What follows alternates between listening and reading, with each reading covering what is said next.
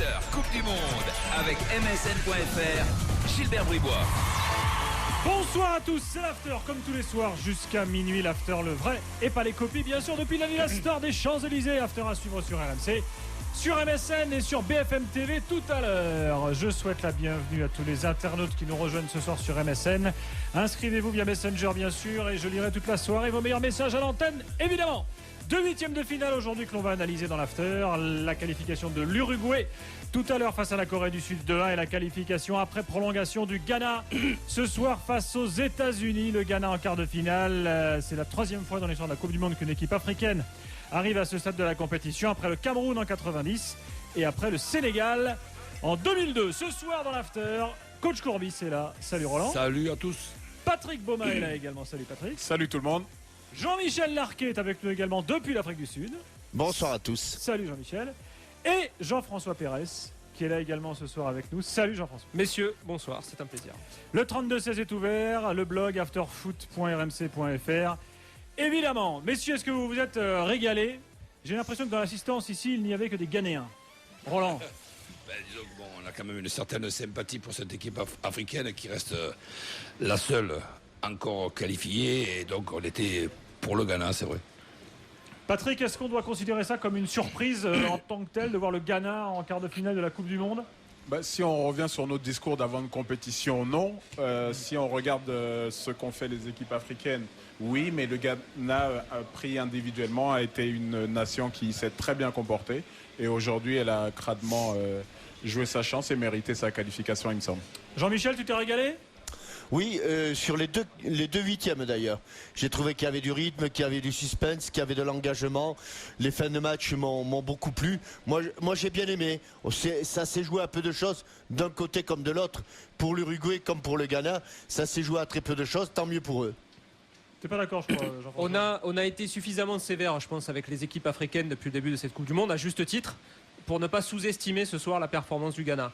Ce n'est pas n'importe quelle équipe des États-Unis, c'est une équipe qui est allée en finale de la Coupe des Confédérations, qui a séduit tout le monde ces derniers mois, qui a fait de super matchs au premier tour. Je pense que ça a été l'une des révélations, l'une des équipes plaisir de la compétition. Le Ghana arrive à la sortir au terme d'un match très serré, très âpre, avec beaucoup de duels, beaucoup d'intensité physique. C'est une super perf de la part du Ghana. Je suis ravi de les voir en quart de finale parce que c'est peut-être l'un des pays africains qui a l'une des politiques les plus sérieuses en matière de formation, en matière de suivi des joueurs, en matière d'organisation également. C'est pas un hasard si le Ghana est en quart de finale de la Coupe du Monde. On a eu quelques pépins aussi en ce qui concerne la Côte d'Ivoire et le cas de Drogba. Attends, je te souviens que le Ghana, il leur manque le meilleur. Voilà, mais j'allais te dire, voilà. on le disait cet après-midi, mais le Ghana aussi est privé des siens, qui est quand même le moteur de cette équipe. Il y a d'autres moteurs. Est-ce qu'on doit considérer, on parlait de la Coupe du Monde africaine avant l'épreuve, même là avant le match, en disant ouais, on parlait de mon Coupe du Monde africaine, on s'est peut-être un peu enflammé parce que finalement les équipes africaines ont globalement déçu. Est-ce que du coup on peut considérer que le flambeau est un peu rallumé quoi, en quelque sorte par le Ghana ce soir, Patrick? Pas complètement, parce qu'on ne crée pas quand même un exploit sans précédent pour l'instant. Maintenant, si le Ghana va en demi, ce qui est possible, l'Uruguay c'est une très bonne équipe, certes, mais là il peut se passer beaucoup de choses, c'est évident. On pourrait considérer que c'est bien ce qu'a fait le Ghana, mais il y a quand même eu des flops, notamment le Cameroun avec 0 points. La Côte d'Ivoire, on le savait, plus difficile, donc plus de circonstances atténuantes. L'Algérie n'a pas vraiment joué le football à l'africaine, à l'algérienne en tout cas qu'on attendait, etc., etc. Donc c'est pas exceptionnel quand même, mais on va quand même être derrière le Ghana. Moi je dirais ce qui attend le Ghana en quart de finale, c'est ni plus ni moins à peu près que ce que le Sénégal a dû affronter en 2002. Tu vois, Sénégal-Turquie, le quart de finale, c'est à peu près Ghana-Uruguay cette année. Voilà, le défi à peu près de même importance. C'est une équipe solide en face, pas forcément géniale, un défi à la portée de l'équipe africaine. Mais bon, voilà, il va falloir que toutes les forces soient remobilisées. Il y aura des absents. Encore. Ah oui, attends, les absents. Alors, Ayou suspendu. Et Jonathan Mensah et peut-être Boateng blessé. C'est ce que tu viens de dire, c'est peut-être malheureusement ce qui fera la différence. Jean-Michel, tu le sens comment, toi, ce quart de finale? On va revenir sur le match, mais là, on faisait une petite digression là-dessus. Donc, Ouais, mais vous avez bien raison. ce serait historique de voir une équipe africaine en demi, évidemment, ça n'est jamais arrivé. Non, au-delà du comportement général de la sélection ghanéenne, j'ai trouvé que les Ghanéens avaient remarquablement exploité le seul point faible de la sélection américaine, la défense centrale. Les 2 buts viennent dans l'axe et j'ai trouvé que de ce côté-là, ils avaient magnifiquement joué le coup. Cette faiblesse, ils ne la trouveront pas contre l'Uruguay. Ils ne trouveront pas cette faiblesse. Et puis vous avez parlé des absents sûrs et des éventuels absents. Et là, j'ai peur que ça fasse peut-être un petit peu beaucoup et puis les 30 minutes supplémentaires dans les jambes. Ouais, le match c'est vendredi prochain quand même. Ça fait quand même un moment. Heureusement. Une semaine quasiment de. Oui, mais ce sera pour eux le 5e match. Et là, les organismes seront sans doute. Si Boateng n'est pas là, Boateng, moins Essien, ça doit commencer à faire beaucoup pour les. Moins Jonathan Mensah. Moins André Ayou, Jean-Michel aussi. Ouais, mais. Suspendu. C'est bon. Moins d'influence dans l'équipe, tu veux dire? Il m'a pas convaincu encore, lui. Non. Mais d'ailleurs, Boateng, on en faisait des tonnes là avant. Ouais, Boateng, l'assassin de Balak et tout. Mais finalement, il est super bon, Boateng. Il est super bon, mais ça n'empêche pas quand même. L'un n'empêche pas l'autre. Cette volonté de mettre des coups quand même. L'un n'empêche pas l'autre. Mais c'est peut-être surtout ça qu'il faut retenir de ce joueur, quoi, plutôt que de dire. Il met des boîtes, il joue au ballon aussi. Disons un mot quand même de l'équipe américaine. On a Manu en ligne avec nous. Manu est aux États-Unis et on l'a eu déjà plusieurs fois en ligne depuis le début du mondial. Il est un peu notre correspondant en quelque sorte. Je crois que tu es à Portland, Manu, c'est ça, sur la côte ouest? C'est ça, ouais, salut les gars. Quelle heure il est chez toi, Manu? Il est 2h15. 2h15 du matin. De l'après-midi. De l'après-midi. Ah oui, pardon. Autant pour moi. Gilbert. Bon. Coup dur à Portland ou genre est-ce que les gens font la gueule dans la rue ou on Il n'y a s'en personne fout? à Portland, je ne vais pas te dire. Non, c'est un petit peu dommage. C'est une équipe qui a du mal à rentrer dans les matchs. Bon, ils ont pris le premier but dans la première demi-heure. Et généralement, tous les matchs qu'ils ont fait de qualification, c'était un petit peu comme ça, où ils étaient un peu derrière dès le début et ils arrivaient à remonter. Donc on pensait qu'ils allaient remonter au score, mais bon, finalement, je crois que le deuxième but en début de prolongation les a coupés, quoi. Mais tu sais, je me demande presque dans quelle mesure les Américains n'avaient pas psychologiquement intégré le fait d'avoir des buts à remonter. S'ils se sont pas mis ça dans la tête, que depuis le début de la compétition, à chaque fois ils sont menés et reviennent, genre bon panique pas, on en prend un, tiens on en prend 2, on va revenir. Au final non, le deuxième tu reviens pas. Mais c'est ce que je disais pendant l'émission de Louise, je disais que cette équipe souffrait et qu'à un moment ça risquait de craquer et c'était aujourd'hui, quoi. But au bout de 5 minutes, but au bout de 3 minutes dans la prolongation, et à un moment on revient plus. Manu, on a entendu ici en France qu'aux États-Unis il y avait une espèce de folie autour de la Coupe du Monde et que tout le monde s'y intéressait. C'est vrai ça? Ouais, c'est vrai. Enfin, là où je vis, du moins, c'est vrai. Il y a beaucoup de monde qui s'y intéresse et puis le dernier match qu'a fait les États-Unis pour passer en 8e, ça a vraiment beaucoup plus intéressé les gens sur la Coupe du Monde et spécialement sur l'équipe des États-Unis. Il y a eu un record de fréquentation des sites internet aux États-Unis le soir et le lendemain d'États-Unis-Algérie. Je crois que c'était la 2e ou la 3e plus grosse connexion sur internet aux États-Unis ces dernières années. Il y a vraiment eu un phénomène foot, soccer, comme on dit là-bas. Bon. Ah ouais. Et il me semble qu'il y a une volonté de candidature pour 2018 aussi là-bas. Ah bon? Il serait temps, hein. Quoi, ils ont déjà eu 94. Il a eu. Non, mais il serait temps, je veux dire, de faire vraiment acte de candidature et de se positionner, quoi, parce que là, il y a de la concurrence. Écoute, Manu, je pense que du coup, on t'aura peut-être plus d'ici à la fin de la Coupe du Monde. T'es éliminé, mon gars, excuse-moi. On va te faire un petit cadeau, on va t'envoyer l'histoire de la Coupe du Monde aux éditions Grund. Le temps que ça arrive à Portland, la Coupe du Monde sera peut-être finie, mais tu le recevras, t'inquiète pas. Il n'y a pas de problème. Ça roule, merci. Salut Manu, à bientôt. Salut. Allez, à bientôt, bye. Petite évaluation, messieurs, puisqu'on a le temps ce soir. On va la faire. Homme du match, taulier, pied carré, qui veut démarrer? Allez, Patrick. L'homme du match. On va mettre le deuxième buteur, Samoa, parce que c'est dans une période qui est difficile pour le Ghana, même si on est au début de la prolongation. Mais ça faisait une bonne demi-heure si on prend la fin de match qui souffrait réellement. Et puis sur un compte, il joue magnifiquement le coup. Il tient le coup sur Bocanogra qui le pousse quand même. Pied gauche, il frappe. C'est pas une grande prestation de sa part, mais c'est un but on ne peut plus décisif. C'est pour ça que je vais le mettre. Jean-Michel? C'est logique. En plus, il est décisif sur cette Coupe du Monde. Quand même. C'est son 3e but. Hein. Et il était déjà décisif à la Coupe d'Afrique des Nations. Hein. Il a tiré le Ghana déjà de plusieurs situations très délicates. Et oui, c'est bien le même Karen. Oui, c'est le même.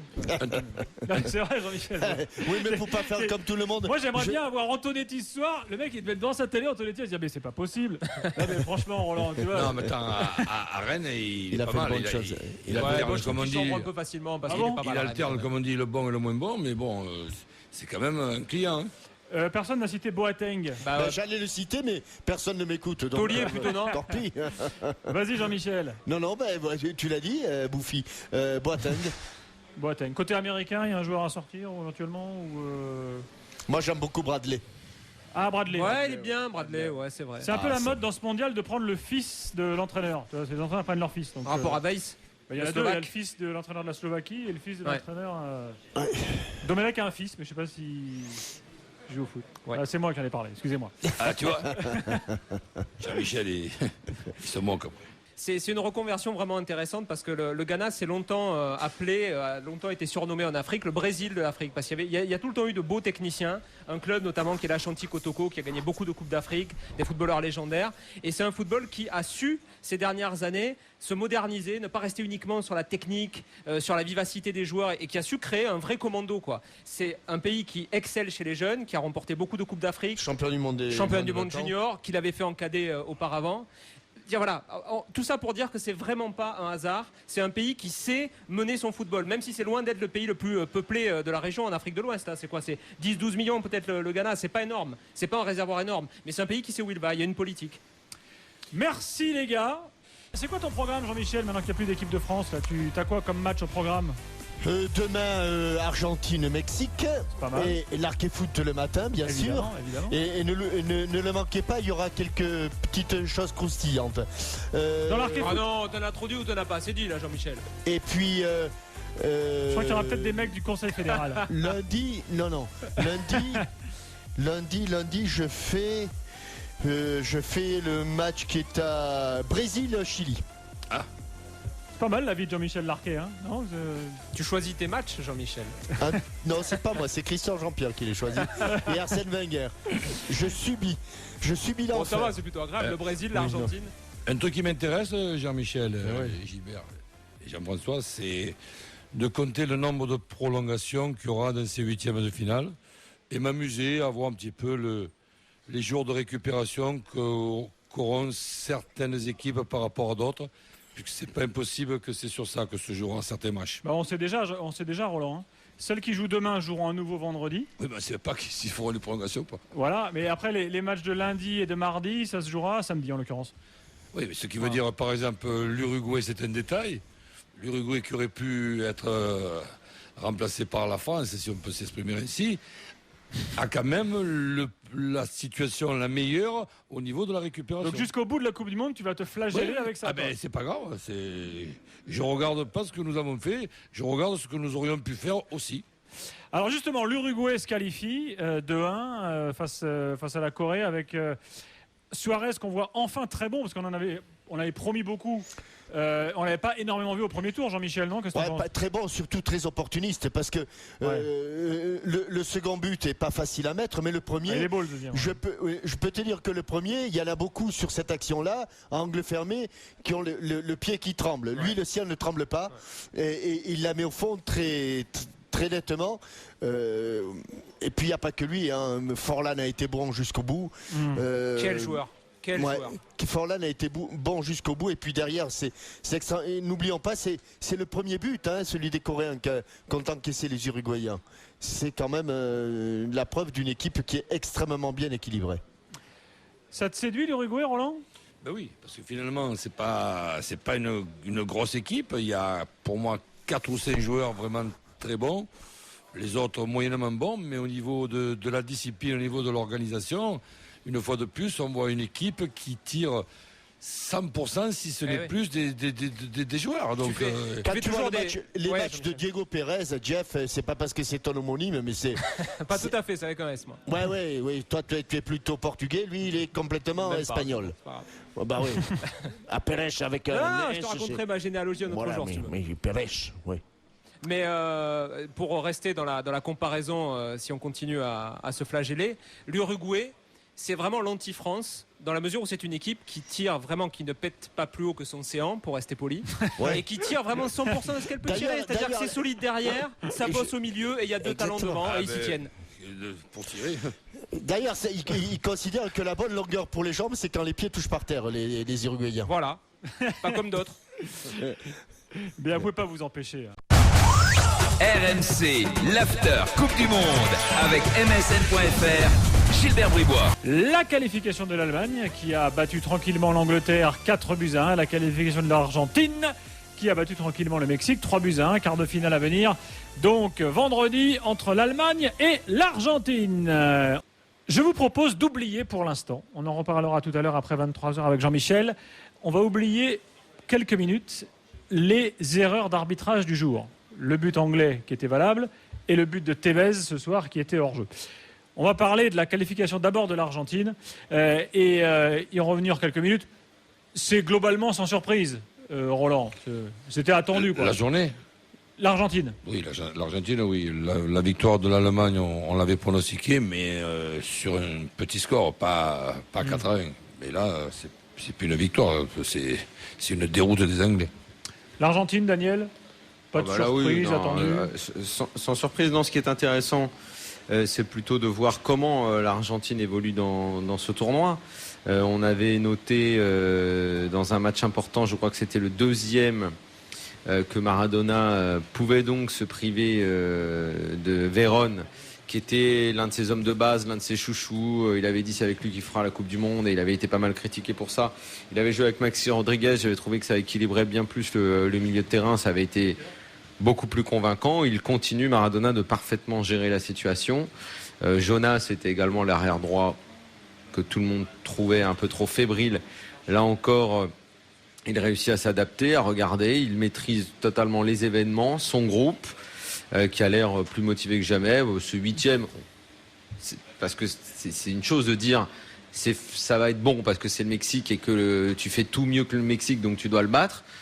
Tu le bats facilement, tranquillement, c'est bien, c'est parfait, quoi, je dirais. Quelques messages MSN avant d'accueillir Jonathan au 32-16. Seb qui lui dit « Cette Argentine-là ne m'a pas trop impressionné, finalement. Elle compte uniquement sur ses qualités individuelles. Pour moi, ils n'iront pas au bout, dit Seb. On aura l'occasion d'en rediscuter ce soir. » Ils sont déjà encore. C'est déjà pas mal. Ils sont à 3 matchs du bout. Le truc, c'est que je ne comprends pas ce que ça veut dire, pardon, ce mail. Moi, je ne comprends pas. C'est-à-dire que tu n'es pas d'accord, en fait? Non, si tu peux me le traduire en français. Je te le relis, si tu veux. Cette Argentine-là ne m'a pas trop impressionné. Ils jouent sur leur qualité individuelle, ils n'iront pas au bout. Voilà ce que pense Seb. D'accord. Donc comment tu peux dire, quand tu es là dans une Coupe du Monde, aussi serrée qu'elle soit, avec 8 équipes en quart, et parmi les 8 équipes, il va y avoir des formations qui se valent pratiquement, quoi. On n'est que dans le gratin. Et l'autre, il arrive, tu vois, il a découvert l'Amérique. Il s'appelle Seb. C'est Christophe Colomb. Ils n'iront pas au bout. Oh. Eh ben oui, il y a une chance sur 8, tu vois, seulement. Parce que le Brésil, c'est très fort, les Pays-Bas, c'est très fort, l'Espagne, ça peut être très fort. Il y a toutes ces équipes-là. Donc le mec, il arrive et c'est Omar Sharif. Ils ne vont pas aller au bout. Madame Soleil. Il y a un truc important aussi. Je te disais, en fait, si je comprenais pas, c'est que c'est inutile comme propos. C'est que dans les deux matchs de la journée, pour le moment, ça ne peut pas faire la différence, mais ça la fera peut-être en quart, voire en demi.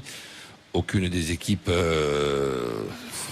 ont le problème de faire ces prolongations. Moi, tu sais ce que j'aime pas, ces prolongations.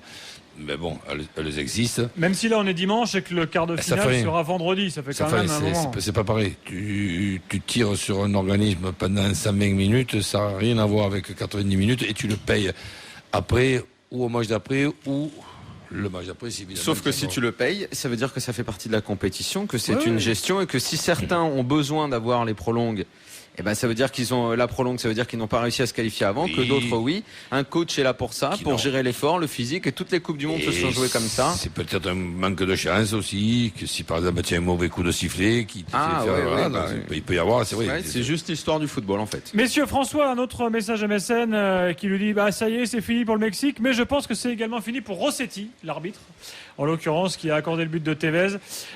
S'il ne fait pas sa bourde, le score est de 0-0 à la mi-temps, dit François. Oui, un autre Madame Soleil, donc voilà, c'est très bien. Nous avons que des gens qui savent dire l'avenir et ce qui peut se passer au cas où les choses ne sont pas comme ça, et si elles évoluent de cette façon-là, c'est bien tous ces gens qui savent lire l'avenir, c'est très bien. Daniel Riolo veut rester dans le présent.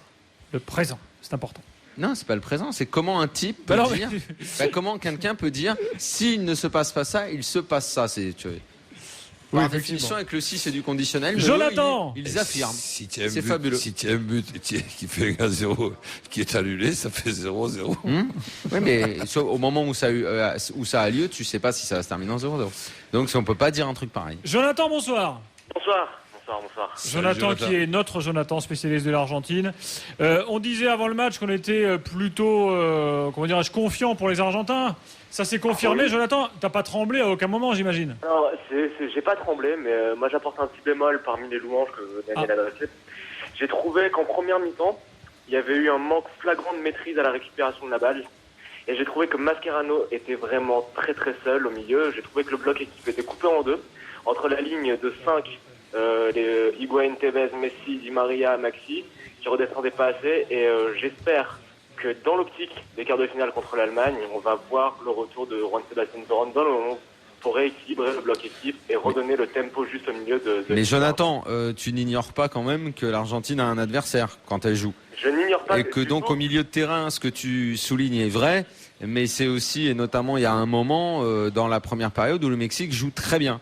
Où ils arrivent à resserrer complètement au milieu et ça étouffe et les Argentins n'arrivent pas. Et à ce moment-là, j'ai entendu Roland, on regardait le match ensemble, qui a une remarque très juste et peut-être il se préparait à le dire, je lui enlève les mots de la bouche, mais je trouve que c'est vrai, à un moment, ils n'ont pas assez utilisé la largeur du terrain. Mais les Mexicains ont parfaitement réussi à les contenir, à les enfermer un peu au milieu. Ils n'arrivaient plus à sortir de ça. Mais ils n'ont pas réussi à le faire très longtemps. Daniel, ça c'est inéluctable. C'est quand tu joues avec Otamendi et Gabi Heinze sur les côtés, c'est vrai que ça donne des difficultés à écarter le jeu et il n'y a pas de vraie montée des arrières latéraux. Donc, ouais, mais c'est pas seulement les latéraux parce que il y a des matchs où Di Maria. Brésil, les latéraux d'Argentine. Non, mais voilà, c'est ça. Mais il y a des matchs où Di Maria réussit à bien prendre le côté. Et là, il y allait pas trop. Même Tevez, moi j'ai vu des matchs où il se balade énormément, où il est beaucoup sur le côté, il donne des solutions. Tu peux le faire aussi sans que ce soit écrit à l'avance que tes gars doivent monter à tel ou tel moment. Tu vois, c'est juste que là ils l'ont pas fait. Je pense que ça n'a pas plu à Maradona non plus. Hein. Vous savez qu'on a un envoyé spécial en Argentine. On est comme ça dans l'after. Laurent Depré est toujours en Argentine parce qu'il y avait le match de rugby. Oh là, le pauvre. Argentine-France. Le pauvre, il a les fesses rougies par la déculottée que les Français ont pris par les Pumas. Ouais, 41-13. Mais tu vois, Daniel ou Gilbert, ce que nous disent les supporters quand même, c'est on vous plaint, vous les Français. Je dis bah oui, 41-13 contre les Pumas. Et ils disent non, on parle de l'équipe de France de football. Ça, c'est la première chose. La deuxième, c'est que c'est quand même incroyable, quoi. Ce pays s'est complètement arrêté pendant plus d'une heure et demie. Et ça a été concert de klaxon, explosion de joie. Franchement, tu peux pas ne pas savoir qu'il y a un but de marqué. Et même si tu regardes pas le match, tu sais qu'à l'arrivée, il y en a eu 3 de marqués. C'est incroyable. Et une fois le match terminé, tout le monde retourne dans les rues. Et c'est le début, le prélude d'une longue fête. Bon, bah écoute, tu t'es régalé en Argentine? Ah, c'était formidable. Attends, le lomo, les asados, tout ça. Enfin, c'est pas très bon pour le cholestérol, la viande rouge, mais c'est vraiment formidable. Voilà. Indépendamment de ça, c'est quand même un pays qui est génial. Il ne parle que de bouffe, Laurent Depré, t'as vu ça? Oui, qu'est-ce que tu veux? Quand on fait du sport, faut récupérer. Oui. T'as raison. Bon, bah écoute, c'était sympa de t'avoir. Donc effectivement, on s'intéresse un peu plus au foot qu'au rugby en Argentine. Bon, c'est un peu logique. C'est énorme. C'est énorme. Attends, tous les suppléments foot, déjà, c'est monumental, mais tous les 4 ans avec la Coupe du Monde et en plus avec la sélection là, qui est vraiment les figures de favoris. Et un Diego Maradona qui est redevenu l'icône, c'est quand même tout est noir ou tout est blanc. C'est-à-dire soit on brûle l'icône, soit on en fait un dieu. Là, c'est l'église de Maradona avec ses demi-dieux qui sont les joueurs de la sélection. Et tout le monde est derrière comme un seul homme, que ce soit les classes les plus populaires, les plus miséreux, jusqu'aux dirigeants du gouvernement. Voilà, c'est un seul pays derrière son équipe, c'est extraordinaire ce qui se passe en Argentine. Salut Laurent, dans quelques instants, on continue le débat. RMC, MSN et BFM TV, l'after continue. À tout de suite. RMC, l'after Coupe du Monde, Gilbert Bribois. Commençons tout de suite. Tout se passait bien au niveau de l'arbitrage, pour l'instant. Jusqu'ici, tout allait bien. Et puis là, en 2 matchs, la cata totale. Un but refusé aux Anglais qui était rentré de 50 cm selon les spécialistes qui ont calculé ça. Et ce soir, un but de Tevez hors jeu d'un bon maître. Roland C'est celui des Anglais qui me dérange. Sur l'autre, on va pas repartir en plus avec Daniel pour la vidéo. Ça te donne mal à la tête. Ou contre la vidéo. Voilà, ce qui s'est passé là, en plus, c'est un signe du destin, de l'histoire. Il y a 44 ans, il y a eu à peu près la même situation. Et 44 ans après, on n'est pas capable d'avoir amélioré la même phase de jeu. Alors que là, certainement, c'est vraiment grave dans le sens que même sans vidéo, ça doit se voir. Donc ça se voit pas qu'il puisse être accordé. Alors je dis pas après que les Allemands n'auraient pas gagné quand même, mais le problème il est pas là. S'il est rentré, ça fait 2-2. Et après l'histoire, puisqu'on parle de l'histoire Allemagne-Angleterre, après c'est l'histoire du match. On ne sait pas qu'est-ce qui se serait passé. Daniel. Moi, sur le débat sur la vidéo, c'est un peu compliqué. Donc on va pas relancer l'un dedans. Pourtant, il y aurait beaucoup à dire et expliquer notamment pourquoi je suis contre. Et évidemment, je continue à l'être sur le ballon, sur la ligne, dedans, dehors. S'il y avait un système totalement infaillible, mais des tests ont été faits, pour l'instant, on ne trouve pas vraiment encore la solution. Évidemment, puisque c'est l'essence du jeu. Donc là, il faudrait peut-être faire quelque chose. Maintenant, je pense qu'un 5e arbitre aurait pu être utile. Et c'est une réforme. Sur les deux situations, un 5e arbitre aurait sans doute pu résoudre les deux situations, le hors-jeu de Tevez et le but là, anglais. Il l'aurait vu, mais je pense que tout simplement de bons arbitres, des arbitres qui voient clair, auraient dû voir que le ballon était dedans. Maintenant, je suis contre ce recours-là. Moi, je vois toujours cette question-là d'un point de vue du jeu. Et je pense qu'un entraîneur, et Roland est entraîneur, des joueurs doivent avoir de la tête et une tête qui fonctionne. Et je crois qu'on doit préparer son équipe et sur le terrain, on doit réagir en sachant qu'il peut y avoir ce genre de situation qui vous tombe sur le coin du nez. L'histoire du football le montre. Donc à partir du moment où on le sait que de toute façon ça peut arriver, puisque jusqu'à preuve du contraire il n'y a pas d'aide extérieure, tout doit être fait pour anticiper. Et si on n'a pas anticipé, parce que c'est difficile de se dire qu'un tel scandale va avoir lieu, tu anticiperais comment ? Il faut le réparer. Et le réparer, c'est qu'il n'y a que 2-1 à la mi-temps. Et que l'entraîneur à ce moment-là et les joueurs doivent se le dire, ils le savent, c'est de la psychologie le foot, on le sait très bien que la bataille elle est importante. Et l'entraîneur, et on en a parlé avec Roland, il était d'accord avec moi, doit à ce moment-là dire, l'arbitre le sait qu'il a fait une erreur, donc l'arbitre va chercher à rééquilibrer les choses, allez provoquer les défenseurs, réfléchissez à une façon de jeu qui va faire que ça va se rééquilibrer d'une façon ou d'une autre. Et on a l'impression que les Anglais n'ont à aucun moment pensé avec leur tête comment rééquilibrer cette situation défavorable. Ils ont joué de façon catastrophique d'un point de vue tactique cette seconde période. Au final, tu sais ce qui est le plus formidable ? C'est que malgré cette erreur qui est monumentale, c'est pas qu'il n'y a pas photo entre les deux équipes, c'est qu'il n'y a même pas un tout petit photomaton. Tellement les Allemands ont joué de façon intelligente qu'ils sont supérieurs aux Anglais techniquement, tactiquement, en tout point de vue.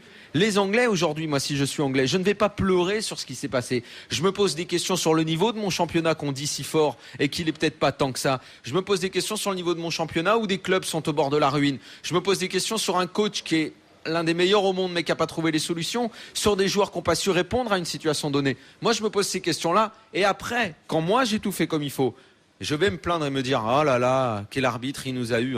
Alors, un point quand même assez hallucinant.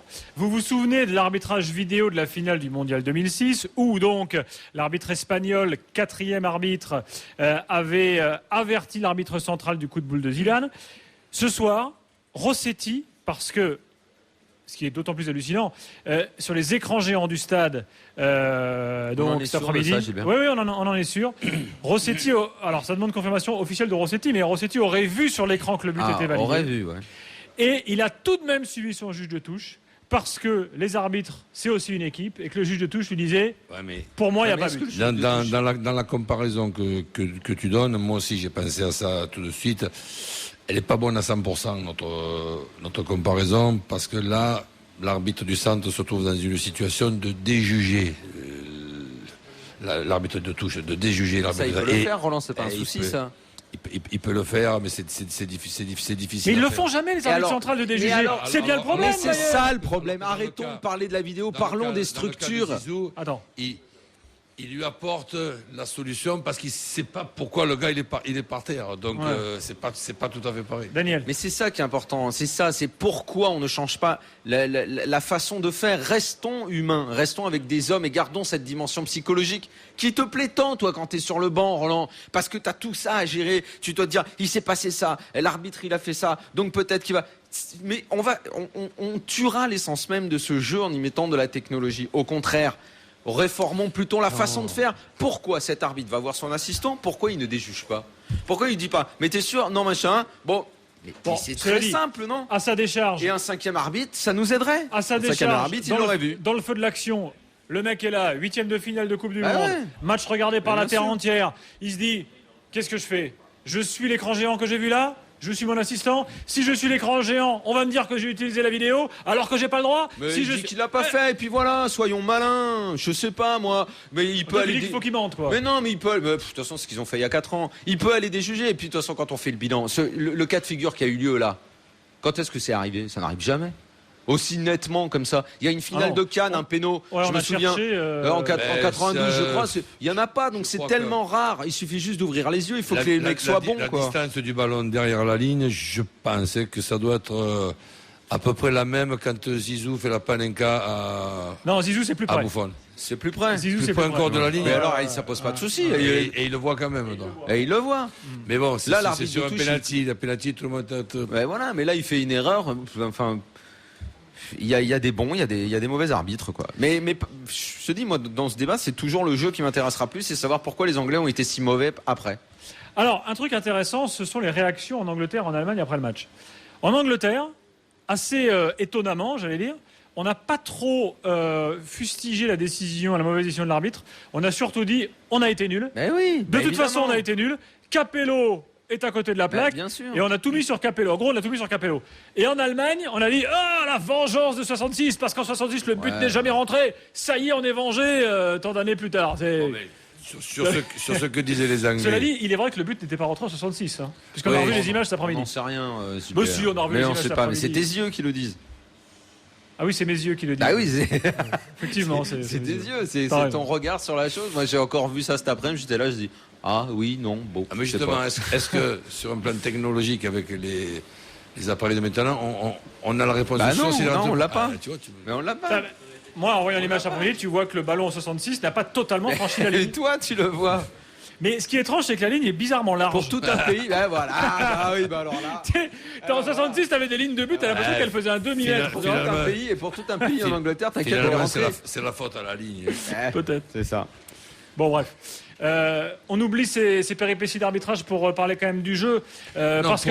Commenter juste le commentaire des Anglais, c'est 4-1. Ok, il y a ce commentaire-là. Ça aurait été 2-1. Ils auraient dit, nos amis anglais, Capello. Oui, c'est vrai qu'à 4-1, ça amenuise un peu la. 4-1, c'est bon. Bon. Oui, mais est-ce qu'à 2-1, le match, il est quand même pas terminé, 2-1. T'as 45 minutes à jouer. Est-ce que t'es obligé de les jouer aussi mal? Non. Est-ce qu'ils sont obligés de démarrer? Ils ont démarré en trombe en laissant des espaces énormes aux Allemands, comme s'il restait plus que 5 minutes à jouer. T'avais tout le temps. T'avais le temps d'être un petit peu rusé et de faire ce que j'ai dit, d'aller chercher un péno. Il y avait Friedrich, le défenseur allemand, il était limite du carton rouge. Il fallait forcer là-dessus, c'est ça le foot. Ce que tu dis, je suis d'accord, c'est ce qu'il fallait faire, mais eux, ils sont aussi peut-être un peu plus énervés et impatients parce qu'on vient de leur refuser le... Et alors, et de la même façon, d'un point de vue psychologique, est-ce que les Allemands, toi tu dis, sont un peu énervés, mais tu peux être révolté par ça, avoir envie d'aller au-delà de toi. Est-ce que les Allemands se sentent pas un peu péteux? Ils reviennent pas sur la pelouse en disant, on a peut-être un peu braqué ce match-là. Le but, il est... et tu peux les faire douter. Les gars. Pourquoi on veut ôter la dimension psychologique de ce sport? Justement, déclaration assez hallucinante du gardien Neuer, le gardien de l'Allemagne. Oui. Il dit, je pense que j'ai influencé l'arbitre.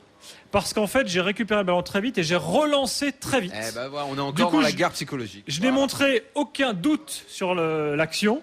Très bien. Voilà, donc en gros, il dit, j'ai tout fait pour que l'arbitre ne voit pas qu'il y avait but. Moi, ça me va. Moi, je trouve que c'est l'histoire du foot. Mais là, tu sais que certains vont crier au scandale. Ils vont te dire, oui, Henry devait se dénoncer pour la main. Neuer devait se dénoncer pour le but qu'il a encaissé. Moi, je dis pas il devait. Il fait ce qu'il veut et il assume. Et il assume. Pour moi, le foot, c'est quelque part une sorte de justice immanente. Tu vois si mentir à bon escient, c'est bien. Ok, pas de problème. J'ai pas dit bien ou mal. On va s'adapter. Mais alors, le gardien, il est con. Pourquoi il dit ça? Moi, j'ai pas vu que tu es rentré, j'ai relancé, et puis c'est tout. Qu'est-ce que il explique la psychologie. D'accord. Là, il est d'une honnêteté totale, quelque part d'ailleurs, et ça peut, quelque part, lui nuire, parce qu'on peut lui reprocher. Et Roland, imagine. D'une honnêteté totale, en étant content de lui d'avoir floué l'arbitre. Voilà, c'est ça. Ah ouais. Roland, imagine un cas de figure. Imagine un cas de figure qui plombe complètement l'idée de la vidéo. La balle frappe la barre, retombe. Neuer la prend, il relance immédiatement, but tout de suite. Pour les Allemands. Ça a failli. Ça a failli. Mais on va dire qu'il y a but. Qu'est-ce qu'on fait par rapport au ballon qui retombe sur la ligne? On arrête le jeu, on vérifie, puis en fait, elle n'est pas du tout rentrée. Elle a tombé en plein sur la ligne. Et on a annulé le but des Allemands. On a déplacé simplement le scandale. On a juste déplacé le scandale. On annule le but des Allemands que si on sait s'il est rentré ou pas. Ah oui, c'est facile ça. Ouais. Donc tu laisses continuer le truc et tout, et puis après, tu remontes le film. Il n'y a pas le feu. Les gars, expliquez-moi. Je préfère la bataille psychologique. Roland, tout à l'heure, on reparlera évidemment de l'Argentine et du jeu et des matchs de demain également. Mais expliquez-moi quelque chose. Pourquoi est-ce que ce genre de truc tombe toujours sur les Anglais? En 66, finale de la Coupe du Monde, la main de Maradona, c'est contre les Anglais. Aujourd'hui, c'est les Anglais. Enfin, ils ne le cherchent pas un peu, les Anglais. On nous dit dans le public 98. 98, attends, 98. Le rouge de Beckham, peut-être non, il n'y a rien. Non, c'est 98, c'est un fait de jeu, tout ce qu'il y a de plus banal. C'est juste le hasard ou Peut-être qu'ils sont trop naïfs. Non. C'est ce que dirait Philippe Auclair, lui qui est le grand défenseur de la vidéo, de la perfection, de la grande justice. Hasard ou pas, on se retrouve quand même, là, au moment où on se parle, avec France, Italie, Angleterre, déjà dehors. Polo, tout à l'heure on reviendra sur l'Argentine, mais là on t'a avec nous et on va voir Philippe Auclair également dans quelques minutes où nous avions organisé la rencontre Auclair-Polo avant le match. Évidemment, vous n'étiez pas tout à fait d'accord sur l'issue de la rencontre. Je dois dire qu'en début d'après-midi avant le match, Polo m'a dit l'Allemagne va gagner 4-0. J'ai alors dit Polo. Ça semble un peu exagéré quand même. Il s'est trompé. Hein. Voilà. Mais t'étais quand même pas trop loin de la vérité. Mais je ne sais pas comment dire ça. Je crois déjà il y a beaucoup de personnes qui disent qu'il n'y a pas d'histoire dans le football. Pour moi, il y a une histoire dans le football. Il y a un passif entre les Anglais et les Allemands. Et je crois, mais en le disant vraiment sans arrogance, que si l'Allemagne avait la même puissance médiatique que l'Angleterre, on ne verrait pas du tout l'anglais aussi beau qu'on veut bien le dire. Quoi. Ah, ça, je suis absolument d'accord. L'Angleterre, si vous voulez, il va bientôt y avoir le Tour de France. Ça me fait penser à ces champions qui sont dans les 4-5 premiers au bout de la première semaine, et dès qu'il y a un col hors catégorie, ils se prennent ils se prennent 10 minutes derrière. Et c'est exactement ça. L'Angleterre, c'est un sprinter de début de tour. Non, mais même c'est... L'Angleterre, Jimmy Casper. Non, plus Japarov. L'Angleterre ne passe pas les... Même dans le prologue, ils ont été moyens. Et alors on m'expliquait qu'à monter en puissance, je suis désolé quand je vois le groupe de l'Angleterre. Quand je vois le groupe de l'Angleterre, moi j'ai plus l'impression de voir un groupe de deuxième division mondiale plutôt qu'un groupe. C'est-à-dire lorsqu'on voit, mais oui, lorsqu'on voit l'Australie d'un côté, le Ghana, je sais même plus la Serbie, pardon, et lorsqu'on voit de l'autre côté l'Algérie, je sais même plus, excusez-moi, les États-Unis et la Slovaquie, la Slovénie. Si on demande aux Anglais, aux Allemands quel groupe on prend au départ, il n'y en a aucun qui prend le groupe de l'Allemagne, quoi. Or, je suis désolé, l'Angleterre finit deuxième en ne montrant rien du tout. Ensuite, et je suis assez d'accord avec Daniel, ce qu'a dit tout à l'heure, l'intelligence anglaise, moi je l'attends toujours en Coupe du Monde. Je n'ai jamais vu les Anglais faire quelque chose de fabuleux. Et je voudrais reprendre cette phrase qui a été faite il y a 48 heures par Gunther Netzer qui dit « C'est marrant, mais les Anglais ne savent faire qu'une chose, c'est de jouer anglais. » Je ne vois pas d'intelligence dans le jeu anglais. Je ne vois pas. On l'a vu à 2-1, c'est pas possible de jouer comme ils ont joué à 2-1, c'est pas possible. Alors bien sûr, il y a une erreur d'arbitrage. Moi, je pensais que Capello allait faire quelque chose, quoi. C'est pas possible. Mais justement, il le fait depuis 2 ans dans les éliminatoires. Mais je comprends pas. On a parlé d'évolution, de révolution, et là on arrive. Et le but qu'ils mettent, c'est une caricature du cliché. On met dedans. Hobson arrive, il marque un peu avec le nez, un peu avec le front. Mais je sais pas, Gareth Barry, c'est même pas une caravane qu'il a au derrière, c'est tout le camping. Oui, c'est tout le camping, c'est pas possible. Et puis il y a quand même quelque chose. Même le bungalow. Excusez-moi, je vais juste finir là-dessus. Tous les 2 ans, pour le championnat d'Europe, on nous sort la même chose, comme quoi l'équipe d'Angleterre va faire quelque chose de fabuleux. L'équipe d'Angleterre ne fait rien. Il y a quelque chose de médiatique. Il y a un impact médiatique qui est donné à l'Angleterre qui est très fort. c'est vrai, autour de ses clubs, autour de sa sélection qui est étrangement, je ne sais pas si c'est le mot, mais très respectée en France. Beaucoup plus que ne va l'être la sélection allemande ou la sélection italienne. Je sais pas si. Oui, il doit y avoir quelque chose de lié à l'histoire derrière ça. C'est évident. Sans parler de la sélection portugaise qui, vue d'ici, est toujours profondément méprisée. Mais la sélection anglaise est toujours formidablement admirée. Comme le maillot est sublime et le God Save the Queen c'est fantastique et Wembley c'est le temple du foot et tout. Et après, à côté, on méprise des sélections, on les connaît, et après, on s'étonne en Coupe du Monde. Ah bah merde, dis donc, c'est toujours les autres qui sont devant. Je voudrais juste finir. Je fais partie de ceux qui préfèrent God Save the Queen à l'hymne allemand, par exemple. Si tu veux. Chacun son truc. Bien sûr, non, mais là, nous sommes encore en démocratie. Mais sans que ça fausse la vision. Mais je voudrais se rendre compte comment on présentait ce match. On présentait, excusez-moi d'être non pas vulgaire, mais on présentait des Allemands prépubères. Des prépubères contre des joueurs expérimentés en pleine force de l'âge. Mais qu'est-ce qu'on a vu sur le terrain, s'il vous plaît? On n'a rien vu. Enfin, moi, je veux bien avoir des joueurs de 20 ans, 25 ans qui jouent comme ça tout le temps. Techniquement parlant, ça jouait. L'Angleterre n'a rien fait, n'a rien produit. Les 35 premières minutes, et encore, je passe sur les 10 premières minutes de Zil qui rate ses 3 premiers contrôles, mais c'est une catastrophe. Alors, tiens, puisque tu parles de ça, je vous donne quelques réactions en Angleterre qui ne parlent pas d'arbitrage. On va en reparler de l'arbitrage parce que Nicolas nous a appelé pour le faire, mais au 32-16. Mais écoutez ce que disent les consultants un peu vedettes des médias anglais. Vous vous souvenez peut-être de l'ancien joueur de Liverpool, l'ancien défenseur de Liverpool, Alan Hansen, qui aujourd'hui est un des consultants vedettes de la BBC, très écouté en Angleterre. Il dit « L'Angleterre a été désespérante, que ce soit derrière, au milieu, devant.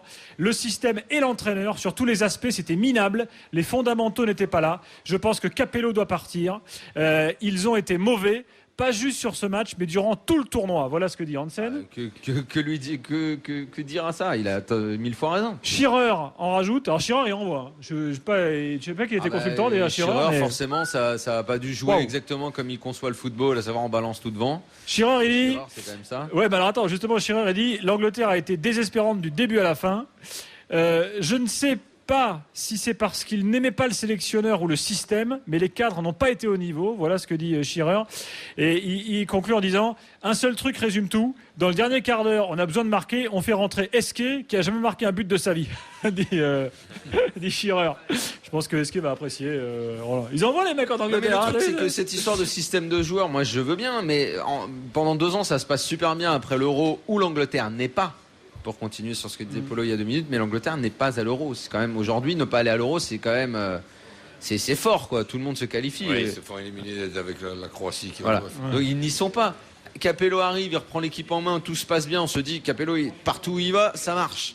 Et ben pour la première fois, il vient de connaître un grave échec. Capello. Ça a marché pendant tous les grands entraîneurs ont connu un grave échec. Lui, il n'avait pas encore eu. Là, il a pris la grosse claque. Ça marche pendant longtemps. Là, moi, je veux bien que les cadres comprennent pas machin, mais ils pouvaient le dire avant, non, les mecs? Et ils attendent pas que la Coupe du Monde commence pour pas écouter ce que dit le coach et pas faire comme il dit quoi. Messieurs, un bon débat Angleterre-Allemagne ne serait pas un bon débat Angleterre-Allemagne sans Philippe Auclair qui vient de nous rejoindre. Salut Philippe. Bonsoir. Salut Philippe. Philippe, est-ce que tu as entendu les réactions des consultants en Angleterre que je viens de développer? Oui. Bon, Philippe, est-ce que c'est un traumatisme en Angleterre ou est-ce qu'on s'y attendait? Un peu comme les consultants là qui en gros disaient de toute façon depuis le début de la compète c'est une Non, cata. mais si jamais tu prêtes la moindre attention à ce que disent des gens comme Alan Hansen, Shearer ou Lineker, franchement là il faut faire un autre métier parce que personne en Angleterre ne prête attention à ce que raconte Shearer. Non mais c'est-à-dire c'est absolument sa légitimité en tant que consultant ou analyste est nulle. Donc Shearer comme entraîneur déjà c'était grandiose. Tu te souviens de son passage à Newcastle? C'est extraordinaire quoi. Comme joueur c'était pas mal. Bah, tu sais, c'est qu'il est en pointe et qu'on balance sur lui et qu'il marquait. Oui, c'est ça. C'est déjà ça. Attends, là, tu balances sur lui, il marque pas. C'est vrai. Mais c'était un super joueur. C'était un super joueur, mais sa conception du jeu, voilà. Il marquait quand on lui donnait le ballon. C'était une conception. Je suis devant, je suis là pour ça. La construction, le jeu de l'équipe, il s'en foutait. Il était là pour conclure et il le faisait très très bien. Mais quand il a essayé de concevoir le jeu et d'être entraîneur, oh là là là là là, tu l'entendais parler, c'était une catastrophe. Et puis alors ces équipes. Bah les gars, vous balancez devant et puis ça va passer. Hein. Dis-moi Philippe, je sais que tu es féru d'histoire du football. Oui. Quand les Allemands crient à la vengeance ce soir par rapport au but de 66, est-ce que ça te fait bondir ou est-ce que tu te dis, après tout... Je dis que c'est de bonne guerre, sauf que bien évidemment les deux situations sont complètement différentes dans la mesure où on ergote toujours savoir si le ballon a franchi la ligne ou pas. Tu sais qu'il y a eu des tas d'analyses faites par ordinateur, il y en a qui disent que oui, il y en a qui disent que non, etc. Là, c'est quand même une erreur beaucoup plus choquante. et qui, quelles que soient les réserves qu'on peut avoir sur le jeu de l'équipe d'Angleterre, qui de toute façon n'a pas de fond de jeu, mais ça c'est pas nouveau, on le savait avant la compétition. Mais ça va falloir que tu nous en parles, parce qu'on comprend pas, j'arrive pas à comprendre ce truc-là, moi. Alors écoute, j'ai vu l'Angleterre disputer, j'ai vu tous les matchs de l'équipe d'Angleterre avec Capello, et notamment tous les matchs à Wembley, j'étais au stade, et je n'ai vu qu'une seule grande mi-temps. C'était la première mi-temps contre la Croatie à Wembley. C'était extraordinaire. Mais Philippe, on n'a pas dit ça pendant 2 ans. Pendant 2 ans, on a dit l'Angleterre va arriver. Avec Capello, ça va marcher. Ça va être, et ça fait partie d'un groupe de 5-6 équipes pour le titre. C'est ce que tout le monde disait avant le début de la compète. On ne peut pas revenir sur le fait qu'on a parlé de ça, Philippe, quand même. Non, mais moi, le premier. Mais ce que je te dis, c'est que ce n'est pas au niveau. Mais on en a parlé d'ailleurs que c'était pas au niveau du fond de jeu que l'Angleterre faisait ses résultats. C'était qu'elle avait adopté, s'était découvert une capacité d'exploiter ses temps forts qui était absolument exceptionnelle, et également de maîtriser ses temps faibles. Ouais. Et c'est ça que Capello va vraiment apporter à cette équipe d'Angleterre, c'est-à-dire une capacité de concentration, de réaction. Là, il n'y avait aucun temps, ni faible ni fort. Là. Non, il y a eu quelques temps forts, parce que très honnêtement... le moment où ils ont failli marquer 2 buts en 5 minutes, notamment. Oui, parce que si le but de Lampard est, je veux dire, c'est autre chose. Mais ne revenons pas là-dessus, de toute façon. Ce qui est quand même assez choquant, c'est d'une part, il est évident que ces joueurs physiquement, il y en a beaucoup qui sont cramés.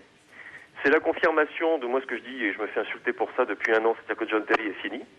Terminé. Allez, sur le premier but, c'est une catastrophe. Ce qu'il fait, comment on peut se placer comme ça à ce niveau-là? Même en minime, un entraîneur...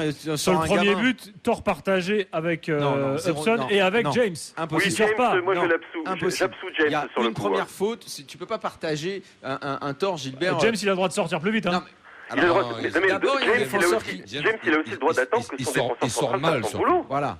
C'est différent, c'est que d'abord tu as une boulette monumentale de Terry qui fait que Hudson se dit mais qu'est-ce qu'il est en train de faire, et il a un temps de retard et c'est trop tard pour rattraper l'affaire, que derrière dans ces cas-là tu as un gardien qui peut réparer ta boulette mais que lui aussi il met trop de temps, il plonge en arrière, il met trop de temps à réagir et qu'il sort trop tard. Le temps que les deux qui pouvaient réparer la boulette réagissent, c'était trop tard. Mais au départ ce que fait John Terry, mais c'est impossible à ce niveau-là, c'est pas possible. Je crois que tu vas, pour ce qui est du fond de jeu, tu as des problèmes de... Tu sais que il y a toujours ce sont des relations dans une équipe qui font fonctionner l'équipe. Souvent tu vas trouver, par exemple en Allemagne, ça va être la relation, je sais pas, entre Özil et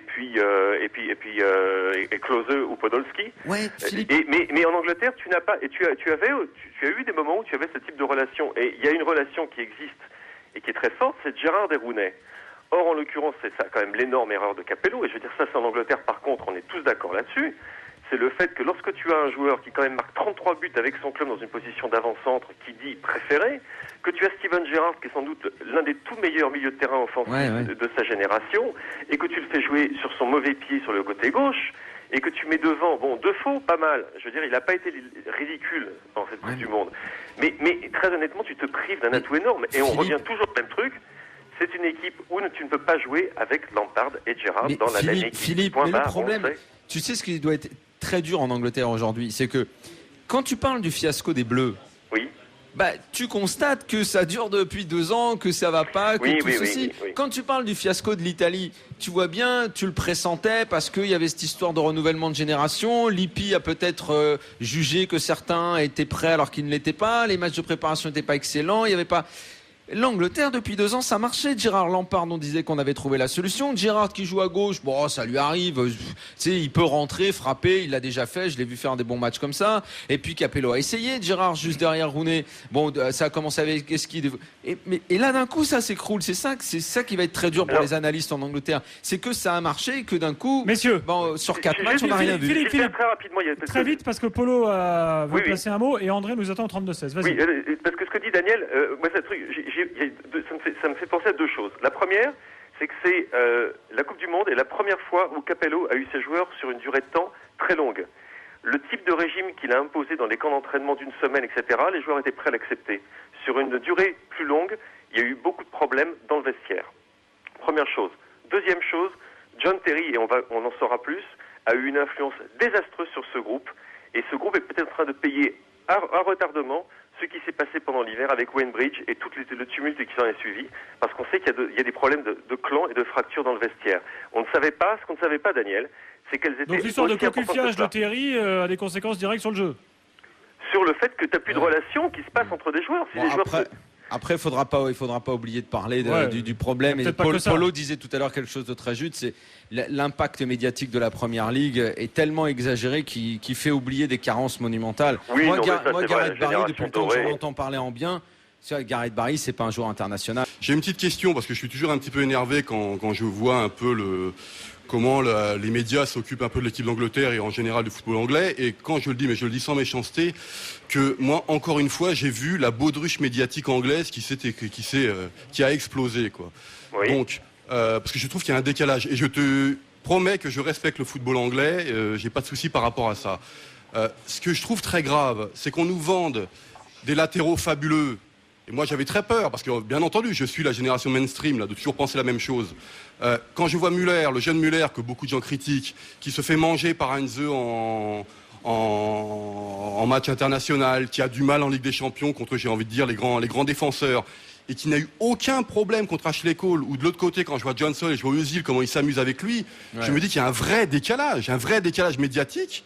Alors, je trouve fabuleux ce qu'a réussi à construire, en général, la Première Ligue et le football anglais au niveau médiatique. C'est-à-dire, c'est quelque chose, au niveau économique du terme, j'entends. C'est un vrai spectacle. C'est un vrai spectacle. Mais ensuite, lorsqu'on analyse plus en détail, mais c'est grave. C'est-à-dire que les gens pensent, honnêtement, que c'est quelque chose de fabuleux. Et je ne suis pas persuadé, mais ça, je te le dis encore une fois très, très gentiment, je ne suis pas persuadé que la Première Ligue et la façon qui est devenue qui est de loin le numéro 1 en Angleterre par rapport aux joueurs, soit bon pour le football anglais. Je voudrais savoir qu'est-ce que tu en penses. J'ajouterais juste une question. Depuis combien de temps on n'a pas vu une bonne équipe nationale d'Angleterre? Je pense que sur les 30-40 dernières années, on n'en a vu qu'une, c'est en 90. Alors, celle de 96 de Terry Venables, c'est superbe. Ouais.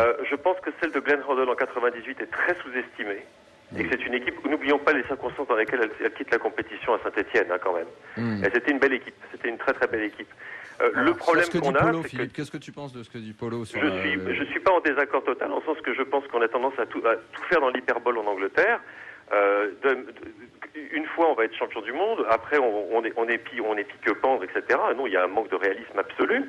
La Première Ligue, là par contre, la Première Ligue non seulement c'est un grand spectacle que l'on sait vendre, mais c'est aussi au point de vue du niveau, je suis désolé, là par contre ça reste l'un des très grands championnats européens. On va pas commencer à casser la Première Ligue parce que l'équipe d'Angleterre a loupé sa Coupe du Monde. Et tu sais, je crois que là pour rejoindre et Daniel et Polo, et je pense tout le monde, c'est le fait qu'on a vu une baudruche dégonflée aujourd'hui, c'est celle de ces fameuses, soi-disant, générations dorées qui n'aura jamais rien gagné. Oui, et puis bon, il y a une énorme différence depuis l'arrêt Bosman entre ce qui peut se passer en club ou dans certains clubs, il n'y a pas beaucoup d'anglais, et en équipe nationale. Oui, encore que si tu prends les deux clubs qui ont plus de succès en Angleterre, à savoir Chelsea et Manchester United, ce sont des clubs qui ont quand même les éléments moteurs sont anglais. Mais Arsenal, on s'en fout. Mais Arsenal, Chelsea, il y a combien d'anglais? À Chelsea, il y en a. Chelsea, il y a John Terry, Frank Lampard, Ashley Cole, et ça fait déjà 3 je vois Frank Lampard, un autre problème qui a. Joe Cole. Joe Cole, ouais. Bon, non, et attention. Je veux pas être là pour remuer les problèmes, mais le problème Terry est peut-être plus grave que ce qu'on pense à l'intérieur du vestiaire. Ça, on est d'accord. Et la blessure de Ferdinand n'arrange rien dans le même secteur en plus. Non, mais je pense que l'appréciation qu'on se fait des choses de par l'impact médiatique est un énorme problème de toute façon. De toute façon. Et ça, c'est un problème gigantesque pour quiconque. Et le problème historique qui est de toujours admirer à ce point en France ce qui vient d'Angleterre et notamment d'un point de vue de son football par rapport à d'autres pays, c'est aussi quelque chose qui a en quelque sorte qui perturbe la vision des choses vue de France dans l'analyse. C'est pour ça qu'on attend toujours autant de cette équipe d'Angleterre. Après, si on regarde, c'est même au niveau des clubs. Tu prends toutes les années 2000, on avait fait le calcul dans l'after. Ils n'ont gagné que 2 Ligues des Champions. Oui, c'est moins que l'Espagne, c'est autant que l'Italie. Ce qui est important et impressionnant, c'est qu'on envoie 3 sur 4 ou 2 sur 4 en demi-finale de club. Oui, mais c'est arrivé combien de fois ça par rapport c'est arrivé au début de la décennie, il y a eu 3 clubs italiens en demi. Après, les Anglais l'ont fait, les Espagnols ont fait quelque chose de similaire. Non, au final, il n'y a pas une domination aussi écrasante que cela, notamment si tu la mets en lien avec la puissance financière. Bien, messieurs, on va continuer le débat autour de l'Argentine dans quelques instants. Philippe, merci à toi. Bon, mais moi, je voulais juste te dire à Polo, oui. Attention, parce que cette équipe d'Allemagne et ce qui me trouble un petit peu, je l'adore, j'adore l'avoir joué, mais ce qui me fait peur, c'est que même une équipe d'Angleterre qui n'a pas de jeu, avec des joueurs cramés physiquement par une longue saison, s'est créé énormément d'occasions et a créé beaucoup de moments chauds devant le but allemand. Et ça, faudra pas l'oublier quand on va préparer, penser au match à venir de cette Mannschaft qui est superbe, mais qui a quand même des déficiences également en défense. Mais je suis parfaitement d'accord avec toi et tu sais, ça fait depuis un nombre d'années énorme que je suis cette équipe et le football allemand. Vivement que le football allemand se penche sur comment former un grand défenseur central. Ils sont encore dans une logique d'il y a 25 ans. C'est terrible. Bon, il y en a un que j'apprécie énormément qui n'a pas été sélectionné dans les 23, c'est Hummels, qui a été formé au Bayern, qui joue à Dortmund, que j'espère qu'il va arriver. Mais c'est terrible. Et ça me bouffe parce que tu vois ça aussi dans les clubs de la Bundesliga. Philippe, merci à toi. Et ben voilà. Très vite. Salut Philippe. À très vite. Je remarque que nos drôles de dames sont éliminés de plus en plus tôt. Hein. Didier Mingot, au revoir. Philippe Auclair, au revoir. Il nous reste encore deux qui peuvent aller loin. C'est vrai. Le show, Diego. Est-ce que ça vous plaît ? Est-ce que ça vous plaît pas ? C'est déjà, quoi qu'il arrive, maintenant, un des faits marquants de la Coupe du Monde. Le show, Diego, avant le match, lors des conférences de presse, pendant le match, après le match. Il se passe toujours un truc avec lui. On le voit, on le scrute, on le suit pas à pas. Et là, il est encore là. Et tout le monde a envie de le voir aller loin parce que, en gros... Sauf Polo. En gros, soit tout le monde se marre en le regardant, soit il fait encore rêver beaucoup de monde qui rêvait en le voyant jouer. Roland, toi, quand tu suis le show, Diego, t'es mort de rire ou bien des fois tu te dis c'est un peu pathétique quand même ? Non, je pense que ça fait partie de son personnage et ce qu'il fait avant le match, par exemple, c'est calculé. Là, avant le match, je rappelle ce qui s'est passé. Il allait voir tous ses joueurs un par un, en les prenant comme ça en tête à tête. Vas-y, mon gars. Il a même fait quelques jongles avec le ballon, histoire d'amuser un peu la galerie. Il maintient quand même une atmosphère qui est une atmosphère sympa. Je pense qu'avant le match, souvent, on est stressé. Et arriver à avoir un garçon comme Maradona, tu sais que je suis sceptique sur ses qualités d'entraîneur, puisque pour le moment, il ne les a pas encore démontrées. Sélectionneur, c'était difficile dans la qualification, mais je veux bien admettre que les qualifications sont dans un contexte totalement différent que là, maintenant, en Coupe du Monde.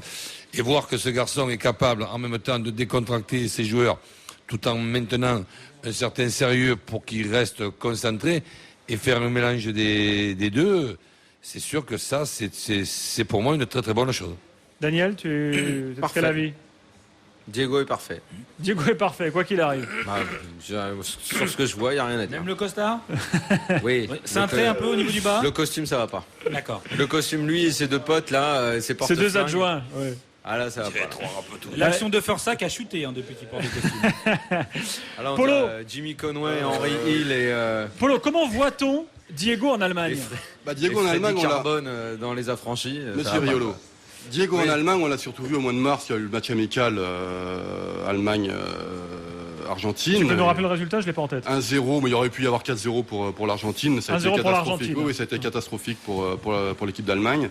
C'est Higuaín qui marque sur une énorme erreur d'Adler, qui fort heureusement n'est pas en Coupe du Monde puisqu'il est blessé. Non, en ce concernant Diego Maradona... Voilà, je vais le dire très simplement, je suis un athée convaincu, donc tous les christiques, tous les mystiques qui suivent Maradona me fatiguent énormément. Mais ça n'a rien à voir avec le football, c'est juste quelque chose comme ça qui me fatigue. Ensuite, l'équipe d'Argentine c'est malheureusement la deuxième équipe que je préfère le plus au monde derrière la Nationalmannschaft. Donc c'est jamais un plaisir pour moi. En raison de l'histoire et donc de Maradona, donc c'est un peu dur par rapport à ce que tu viens de dire. Mais c'est non, pas grave.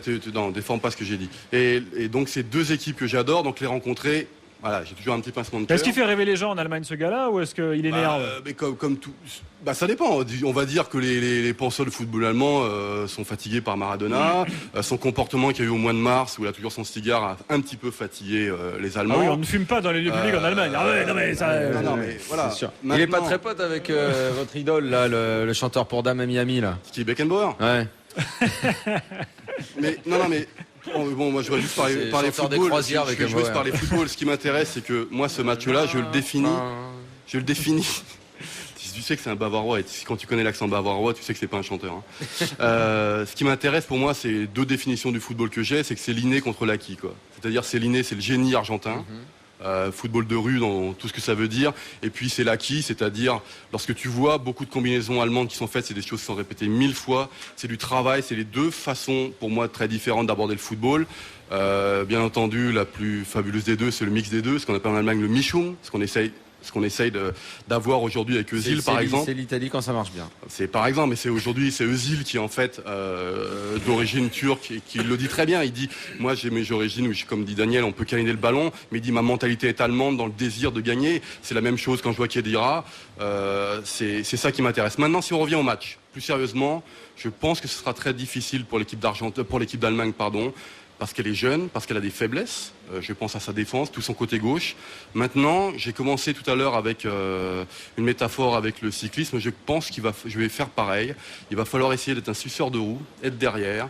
Et je ne pense pas que les Argentins ont la capacité de rester 90 minutes concentrés. S'il y a une petite ouverture, un coup de buis de l'Argentine. J'ai envie de dire une bordure, un grand classique allemand.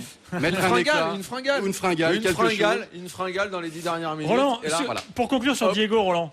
Avant la Coupe du Monde, tu te posais des questions sur ses capacités en tant que sélectionneur. Aujourd'hui, non mais je trouve que ça n'a pas été assez clair. Aujourd'hui, il est en quart de finale.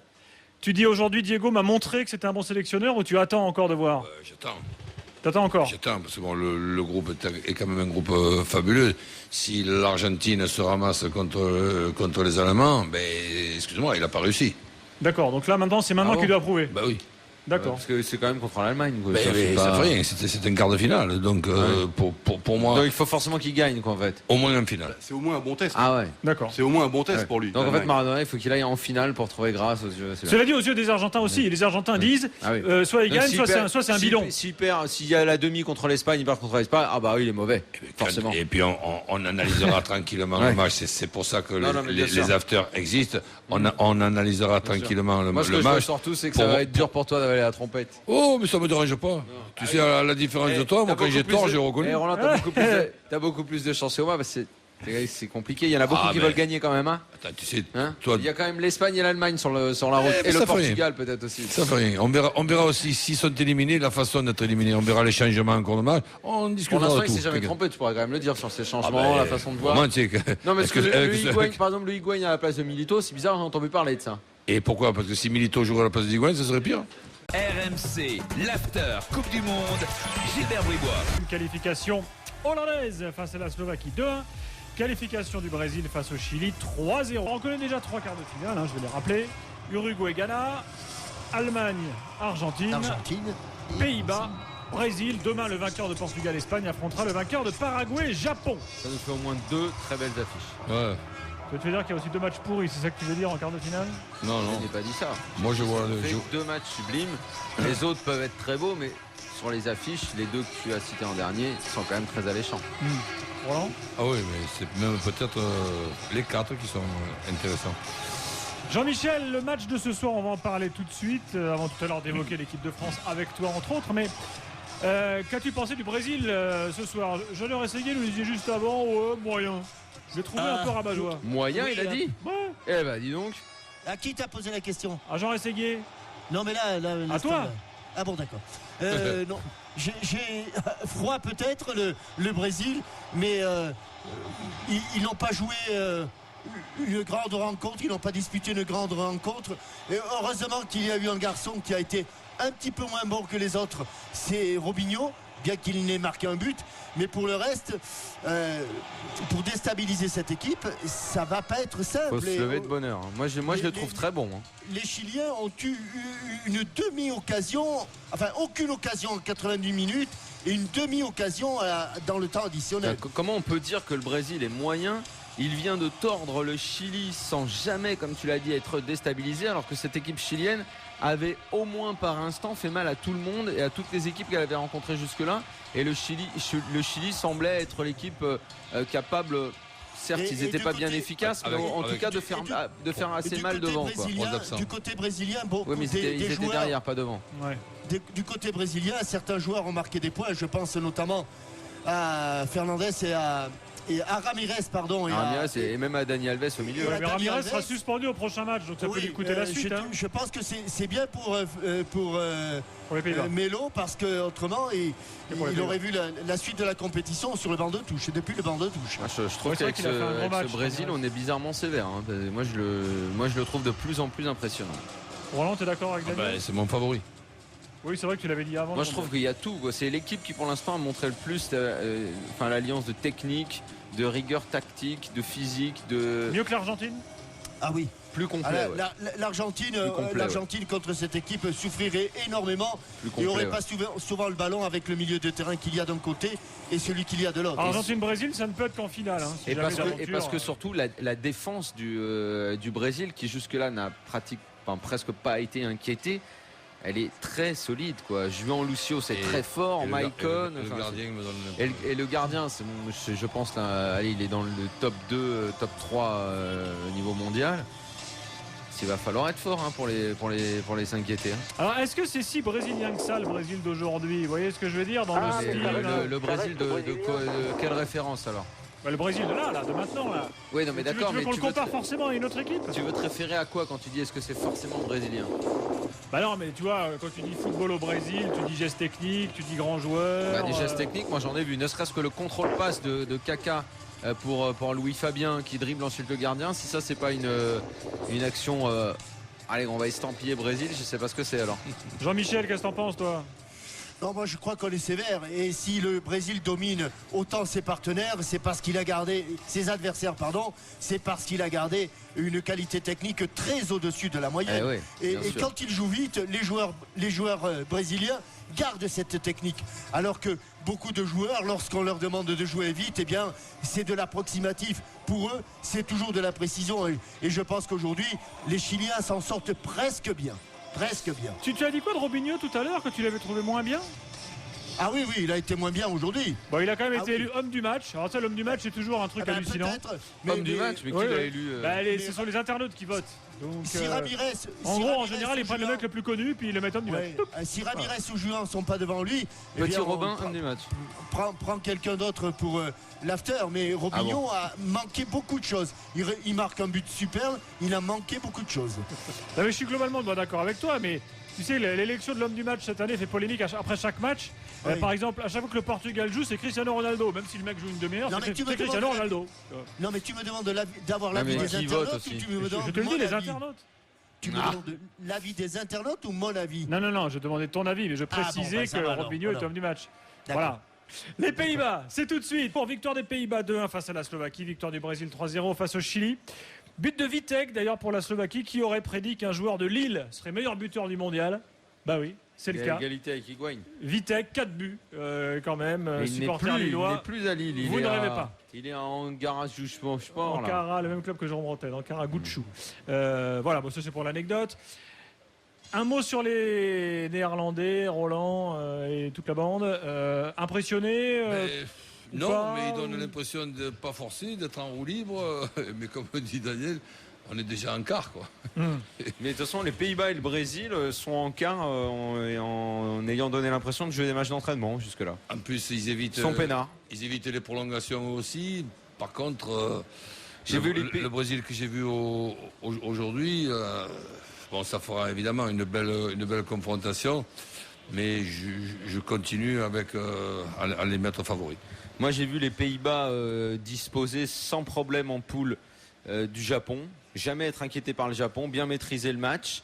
Un Japon qui, derrière, nous a montré que c'était quand même une belle équipe, qui fait partie des petites sensations du moment.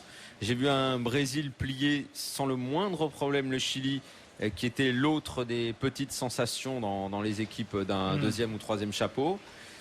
On a l'impression que ces équipes-là nous ont pas encore montré tout leur potentiel. Un peu plus quand même le Brésil que les Pays-Bas. Là, on se retrouve en quart, plutôt fraîche, avec sur ce match-là une place en finale. Parce que je pense que la demi face au vainqueur d'Uruguay-Ghana, si ça passe en quart, ça devrait c'est la place en finale. Voilà. C'est une demi-finale avant la lettre. Donc de ce côté-là, voilà, tu auras eu ce match très compliqué pour ces deux formations, pour une place en finale pour jouer le titre. Jean-Michel, tu partages cet avis? Ils n'ont pas encore vraiment démarré leur compète, les Brésiliens et les Néerlandais? Non, moi j'ai pas dit qu'il n'avait pas bien démarré, j'ai dit qu'il l'avait très bien maîtrisé pour l'instant. Démarré complètement. On sent qu'ils sont pas pieds au plancher, ni l'un ni l'autre. Ils ont eu quand même... Bon, les Brésiliens ont eu un petit raté contre le Portugal, parce qu'ils ne les ont pas battus. Mais troisième match de poule, Jean-Michel. Ouais, mais tu sais, au Brésil, on ne crache pas sur une victoire face au Portugal. Bon, est-ce que c'est... Non, je ne vais pas en faire mon argument majeur, mais il semblerait quand même que le Brésil soit un tout petit peu mieux que mais vraiment à peine un petit cheveu de mieux, un petit cil de mieux que les Pays-Bas, un potentiel légèrement supérieur. Mais vraiment là, quand on regarde les deux matchs, ils ont maîtrisé l'affaire tous les deux. Bon, ils marquent à la fin, enfin, les Slovaques. Maintenant, les Pays-Bas, j'ai trouvé que devant, je m'attendais à ce que ce soit plus virevoltant quand même. Sur 20 ans, je les ai vus 4 fois. Moi, au début de la compète, je le mettais dans mon top 4 pour la victoire finale. Et je m'attendais à ce que ce soit plus en mouvement, plus hollandais, quoi. Je sais pas, quelque chose de plus agréable à voir. Là, je me faisais cette réflexion et après j'ai lu une interview de Steiner qui disait hey, c'est terminé les compètes où on colle des tartines à tout le monde au début et où on fait rien à l'arrivée. Hein. Donc calmez-vous. Je sais qu'au pays tout le monde veut qu'on mette 6-0 à tous les matchs, mais on va pas faire comme d'habitude. Donc est-ce que ça fait aussi partie d'une réflexion à l'intérieur du groupe d'être bon et de tout donner quand il faut tout donner et d'en garder sous le pied avant? Peut-être. Leur point commun, c'est que Pays-Bas et Brésil n'ont pas eu tellement à forcer leur talent aujourd'hui pour atteindre l'écart. Hein. Ouais. Il faut regarder les adversaires. Quoi. Voilà, les Pays-Bas sont trouvés face à une bonne Slovaquie, mais qui ne cadrait pas ses frappes. Et puis ce soir, on avait le sentiment que le Brésil affrontait un Chili qui n'était pas remis de son match contre l'Espagne, qui a eu lieu seulement vendredi. Et donc l'adversaire faisait qu'ils n'ont pas eu à franchir ce niveau qu'ils atteindront sans doute vendredi. Sauf que les Pays-Bas ont toujours eu pour habitude, dans les matchs de premier tour, les huitièmes, d'y aller cœur vaillant et qu'on enfile les buts et que même quand c'est pas important dans le troisième match, on va gagner 2-3-0. Et là, on a l'impression que pour le coup, pour la première fois, ils en gardent un petit peu. Quoi. Jean-Michel, même si cette fois-ci, au troisième match, ils n'ont pratiquement pas fait tourner les Bataves. Ouais.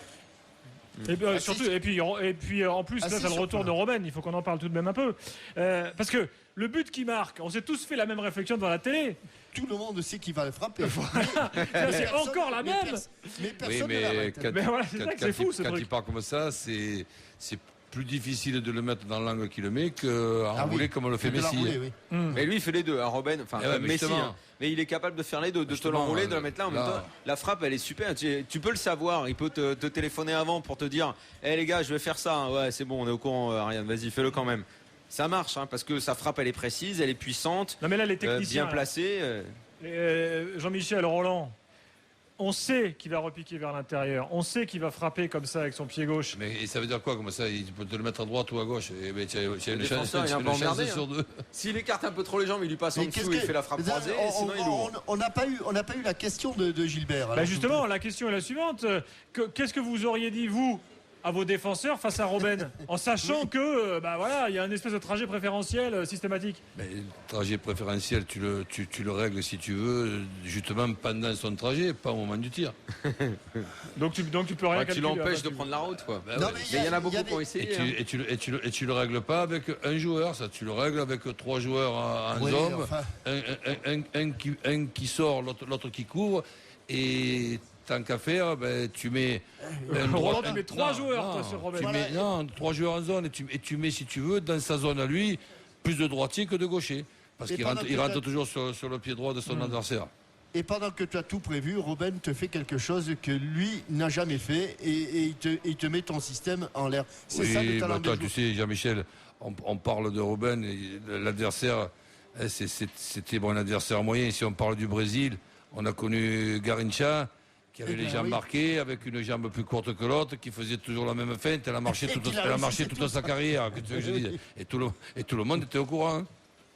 Si ça se trouve, à l'entraînement, Robben, il fait que des débordements à droite, en se disant comme ça, je prépare mon plan, et bientôt, je vais... Mais bien sûr qu'il travaille ça. Comme les Français ont travaillé les coups francs. Pareil. Évidemment. Écoute, bien arrêté. Dites-moi... Lucio est un joueur un peu bizarre. Je ne sais pas ce que vous en pensez de ce gars-là. Il en fait beaucoup. Et oui, alors potentiellement, on le voit. C'est surtout un très bon défenseur. Ouais, bon défenseur, bizarre. Mais il a toujours la bouche ouverte. Alors, c'est embêtant. Bizarrement bon. Non, mais moi, je délire de plus en plus sur les. Sur quoi? Je sais pas. Il a la bouche ouverte. Jacques qui dit le Brésil, ça. Non, mais je te dis pas qu'il est mauvais. Je te dis qu'il a un comportement bizarre sur le terrain, Lucio, pour moi. Je sais pas. Je dois être fou, moi. Ce qu'il peut avoir.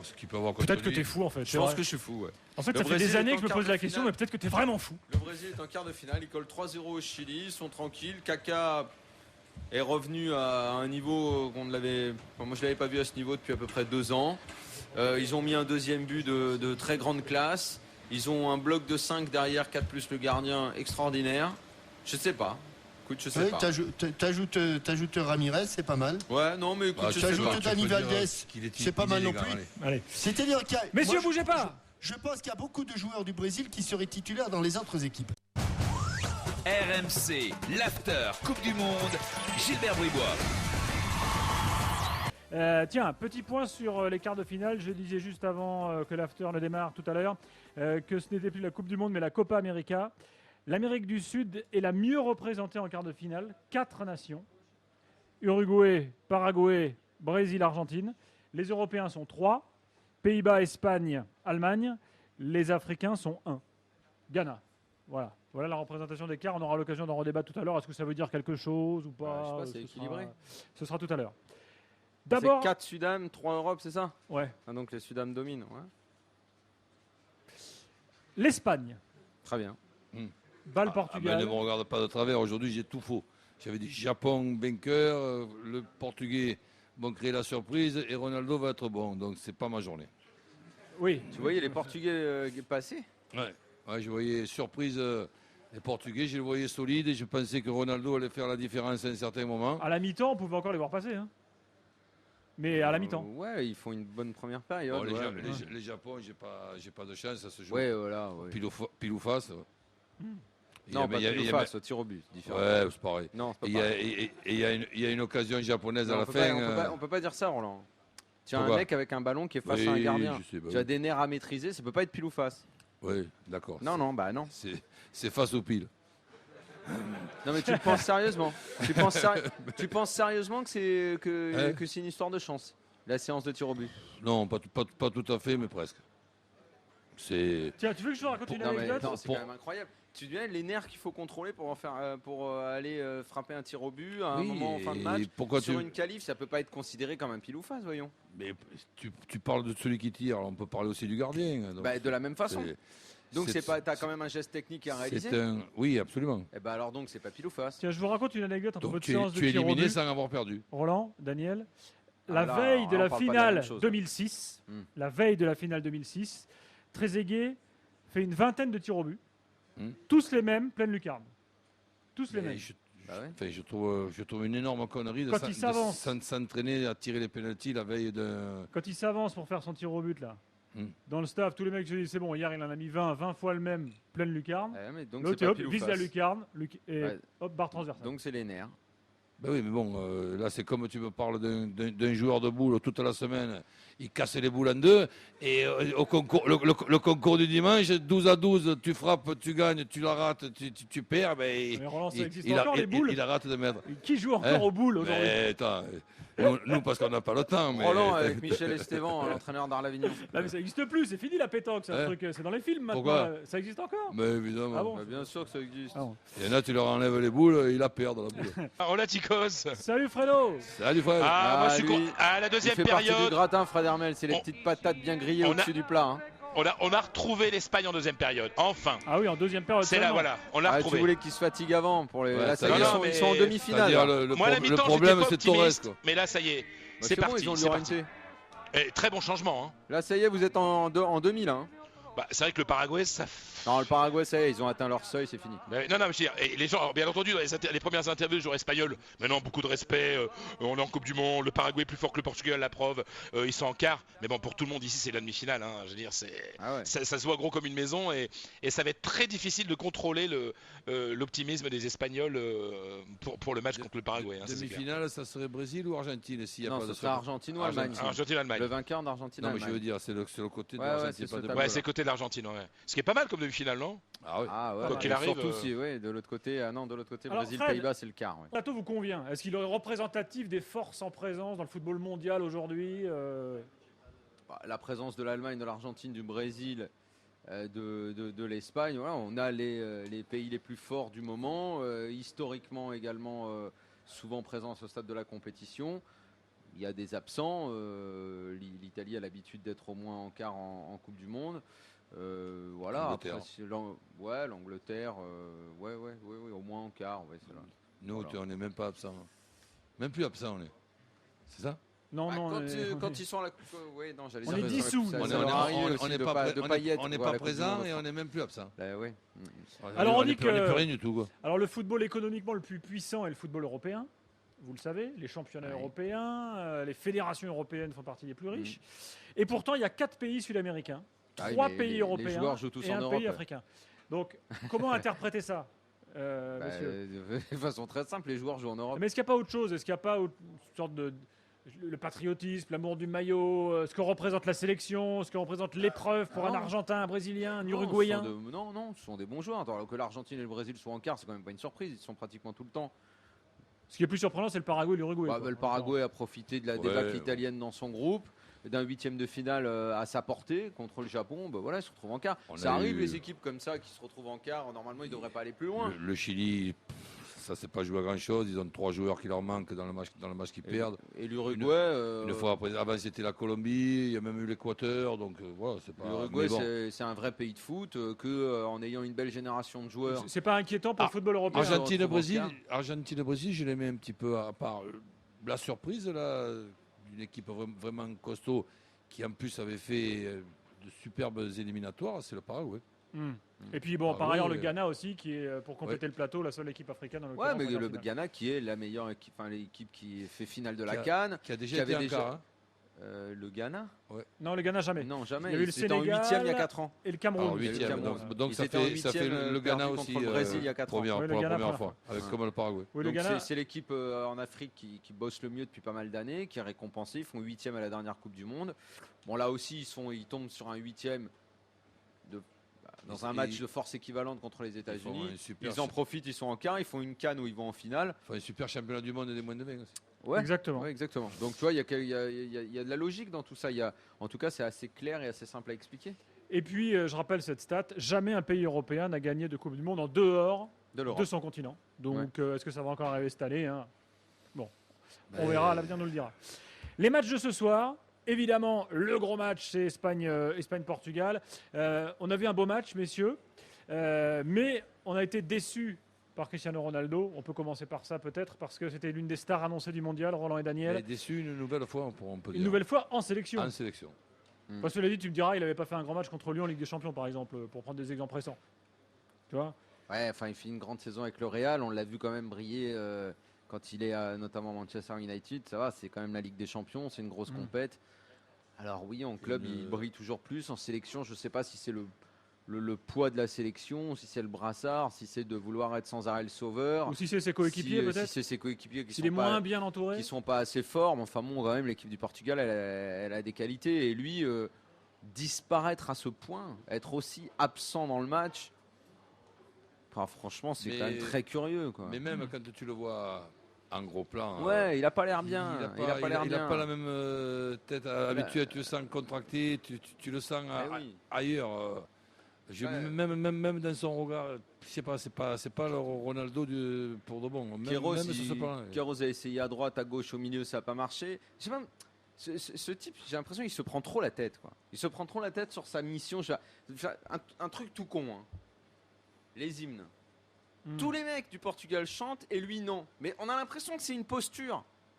Chacun fait ce qu'il veut. S'il le sent pas, il le sent pas, machin. Mais si tu le sens pas, le fais pas. Mais le fait que tous ils sont à bloc et lui non, il est comme ça. Hein, tu vois, on a l'impression que ça aussi c'est calculé. Comme s'il se prenait la tête avec un tas de trucs. Et comment j'ai mis mes cheveux? Est-ce qu'il faut que je sois le sauveur au bon moment? Et si je tire le coup franc, j'écarte les jambes. Il se prend la tête avec un. Je sais pas, j'ai l'impression que le foot devient trop compliqué pour lui. Dans l'histoire du football, en sélection. Dans l'histoire du football, messieurs, les grands joueurs. Il a une tendance aussi en club parfois. Dans l'histoire du football, les grands joueurs ont toujours brillé à la fois dans leur club et dans leur sélection. C'est Pelé, Maradona, Platini, Zidane. Oui. Lui, c'est les progrès qu'il lui reste à faire. Ça. Mais bon, est-ce qu'on peut pas le considérer encore aujourd'hui comme une star qui rentre dans l'histoire du jeu à cause de ça? Pour le moment, il y a cette lacune, mais il va falloir qu'il la répare parce que c'est quand même réparable. Ça me paraît extravagant. Ouais, sauf que les prédécesseurs que j'ai cités ont été meilleurs plus jeunes que lui en sélection, d'ores et déjà. Ouais, non, mais c'est sûr qu'il y a un problème. C'est sûr qu'il y a un problème. Bon. Ça ressemble un peu à Messi, toute proportion gardée. En sélection, Messi n'a jamais fait gagner son équipe, par exemple, sur les grands tournois. Messi, il a déjà été bon, il a déjà mis des super buts en sélection. Là, depuis le début de la Coupe du Monde, moi, je le trouve bien. Il y en a qui le trouvent pas bien. Moi, je le trouve que dans ce rôle de 10, il est pas mal du tout. Il est dans pratiquement tous les coups offensifs. Il distribue bien, il garde, il met le rythme. Non, attends, là, on parle pas de la même chose, quoi. Moi, Messi, je le vois bien depuis le début de la Coupe du Monde. Alors, avant de parler de l'Espagne, un mot du Portugal. Carlos Queiroz, le coach, a été très critiqué ces derniers mois. Au Portugal, on lui disait oui, il comprend rien, il met ils étaient sur 19 matchs sans défaite, je crois, un truc dans le genre. J'allais ça va, quoi. Mine de rien, c'est une équipe qui est très organisée, qui avait encaissé 0 but, qui quitte le mondial en prenant un but. Ouais. Il a quand même fait le boulot, Carlos Queiroz, globalement. Là. Non, mais là, il n'a pas grand-chose à se reprocher. Il tombe sur une équipe plus forte, et puis il vient avec la tactique classique qu'on voit souvent en Ligue des Champions quand tu joues contre le Barça. C'est bon, ok, vous êtes plus fort que nous, on vous laisse le ballon. Défensivement, franchement, ils étaient super bien organisés. Sur la première période, c'est vraiment bon, quoi. Ils défendent avec classe, ils sont debout, ils se jettent jamais, ils ont beaucoup de sang-froid dans les gestes défensifs. France, c'est bien, Coentrao est une des révélations de cette Coupe du Monde, c'est très bien. Mais tu vois, c'est limité dans le schéma parce que c'est ok, on va peut-être sortir, on va récupérer, on va sortir très vite et puis on compte sur notre vedette parce qu'il va bien falloir qu'il se réveille un moment. On a quand même Cristiano Ronaldo qui peut prendre un ballon, accélérer, profiter d'un coup franc, mettre une frappe de loin. Mais lui, il fait rien. Et puis au bout d'un moment, il s'essouffle. L'Espagne fait le changement qui va bien. Et puis ils ont toujours le ballon. Et puis le rouleau, le rouleau compresseur se met en route. Et puis l'Espagne gagne et l'Espagne est plus forte. Et voilà, ça paraît logique à la fin. Malgré ce que tu dis, il y a quand même de beaux arrêts du gardien portugais. Bah ouais, il en sort au moins 3-4 des très nettes, quoi. Alors après, les Portugais vont dire, ouais, nous aussi, on a eu 3-4 occasions. Ouais, d'accord, mais qu'est-ce que vous avez fait, quoi, finalement? Qu'est-ce que vous avez proposé? Rien. L'Espagne. Alors, on y arrive à l'Espagne, championne d'Europe en titre, qu'on annonçait comme le favori numéro 1 avant la Coupe du Monde. On doit toujours les considérer comme le favori numéro 1. On a vu les autres, on est maintenant pour les équipes européennes, ils sont champions d'Europe, ils sont à la hauteur du statut. C'est le top européen. Donc moi, mais en face, il y a du monde. Avant la Coupe du Monde, c'était Brésil, Espagne, Angleterre. L'Angleterre m'a beaucoup déçu. Et là, maintenant, je ne pensais pas l'Argentine aussi costaud que ça. Alors, mine de rien, on a quand même une Espagne qui arrive avec des joueurs fatigués. Xavi Alonso a failli pas jouer ce soir. Il était finalement titulaire. Torres est sorti. Torres, c'est le seul point noir. Lui, il est vraiment cuit, le pauvre. Villa, lui, qui avait déjà été décisif à l'Euro, est bel et bien là. Villa est super fort. Il marque un but, sans faire un match, par ailleurs, totalement exceptionnel non plus. Mais il marque le but de la victoire. Chaque fois qu'il prend le ballon, il a pas marqué que provoque, le but. Il rentre, il frappe. Le nombre de frappes qu'il a mis cadré ce soir, il a dû en mettre 3-4. Ouais, et pas cadré, c'est à 10 cm. Ce tir aura du poteau. Là. Non, mais le gardien en sort une ou deux. C'est Villa qui met ce tir aussi, au ras du poteau. Oui, c'est vrai, en deuxième mi-temps. Ouais. Non, mais moi je le trouve extraordinaire ce joueur. C'est pas nouveau, hein. Ça fait longtemps que je le trouve très fort. Mais là, rappelons qu'il est signé à Barcelone, qui sera donc à Barcelone. Et qui va mettre Ibrahimovic dehors. Ouais, mais attends, ils se sont renforcés là. Barcelone Ibrahimovic à côté, ça a l'air un cadet. Ils font pas le même métier. Alors, un autre mot à dire sur l'Espagne, messieurs, globalement. Que c'est de mieux en mieux et que ça tourne de plus en plus. Sur la seconde période là. Avant le match, tu te posais des questions sur le positionnement d'Iniesta à droite. Ouais. Je sais pas si après le match tu t'es toujours étonné. Le problème d'Iniesta, c'est que tu essayes de réfléchir où est son meilleur poste. Mais je pense que si tu le mets arrière central, Iniesta, ça se trouve, il se débrouille encore. Hein. Quand tu as la classe à ce point, c'est des grands joueurs. Voilà, c'est très très grands joueurs. Quand tu es aussi bon techniquement à ce niveau-là, je crois que comme dit Roland, où est-ce qu'il pourrait ne pas jouer, quoi, ce mec-là? Il nous reste quelques minutes. On va dire un mot quand même de l'autre match du jour parce que vous savez qu'au Paraguay, c'est la folie furieuse. Le match s'est joué à la mi-journée là-bas, en heure locale. Du coup, le gouvernement paraguayen a déclaré demi-journée fériée. Sortez tous dans les rues, faites la fête. Le président paraguayen est lui-même allé sur la place centrale à Asunción avec un maillot du Paraguay. Enfin bref, c'est la folie générale. Et ils sont pour la première fois de leur histoire en quart de finale. On se rappelle du fameux France-Paraguay en 98. C'est une équipe qu'on n'a pas découverte là cette année, qui est toujours en qualification et très forte et qui est très régulière au plus haut, plus haut niveau. C'est le seul 8e qui est allé au péno. Oui. Et il y en a eu un autre seulement qui est allé à la prolongation. C'est États-Unis, Ghana. Ouais. Il y a eu des coupes du monde où on allait plus souvent au péno. Tu vas l'avoir peut-être en quart. C'est possible, ouais. Le Paraguay, comment qualifier cette équipe Alors on dit toujours oui, alors c'est ultra défensif le Paraguay, c'est un peu les Suisses de l'Amérique du Sud. Franchement, sur ce match, je sais pas comment tu l'as vu, Roland, mais les deux équipes là qui se font face, parce que ça n'a pas joué, c'est vrai qu'on s'est quand même pas mal fait chier. C'était un peu nul. Mais franchement, moi je trouve que c'est compréhensible. Les deux équipes, elles sont à la porte d'un truc historique. Aller en quart, là où t'es jamais allé, et tu tombes dans un match qui est en plus à ta portée. C'est inespéré. Oui. Tu joues un 8e et il est à ta portée parce que les Japonais regardent les Paraguayens et font oh putain, ils sont à notre portée eux. Et en face ils se disent pareil. Donc finalement ils ont eu les jetons tous les deux. Tu as autant envie de le gagner que ce que tu as peur de ne pas le perdre. perdre. Voilà. Et c'était presque évident que ça se termine comme ça cette affaire-là. Moi je comprends finalement qu'on se soit fait chier.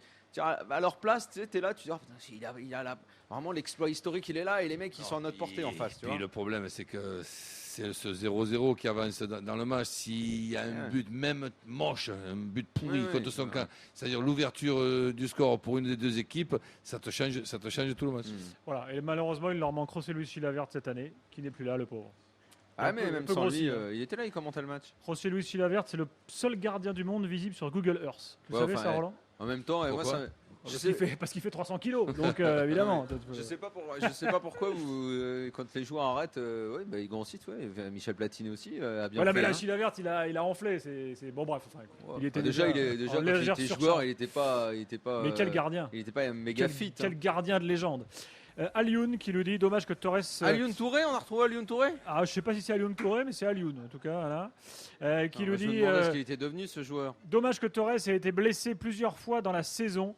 Il a été usé par Benitez. Torres nous dit. Il a raison. Fred Hermel. Il a raison et Philippe Auclair l'a souvent dit d'ailleurs. Bon, ça va être un mystère quand même pour l'Espagne, Torres aujourd'hui. Ça va être un débat. Il relève de blessure. Il est blessé et puis ils ont Villa donc. Non mais ça va être un grand débat là pour les prochains matchs. Est-ce que Torres doit rester Vous avez du stock non en attaque? Llorente c'est pas mal hein.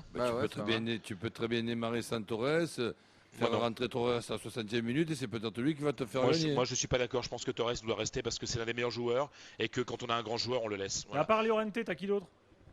En pointe, il n'y a pas. Hein.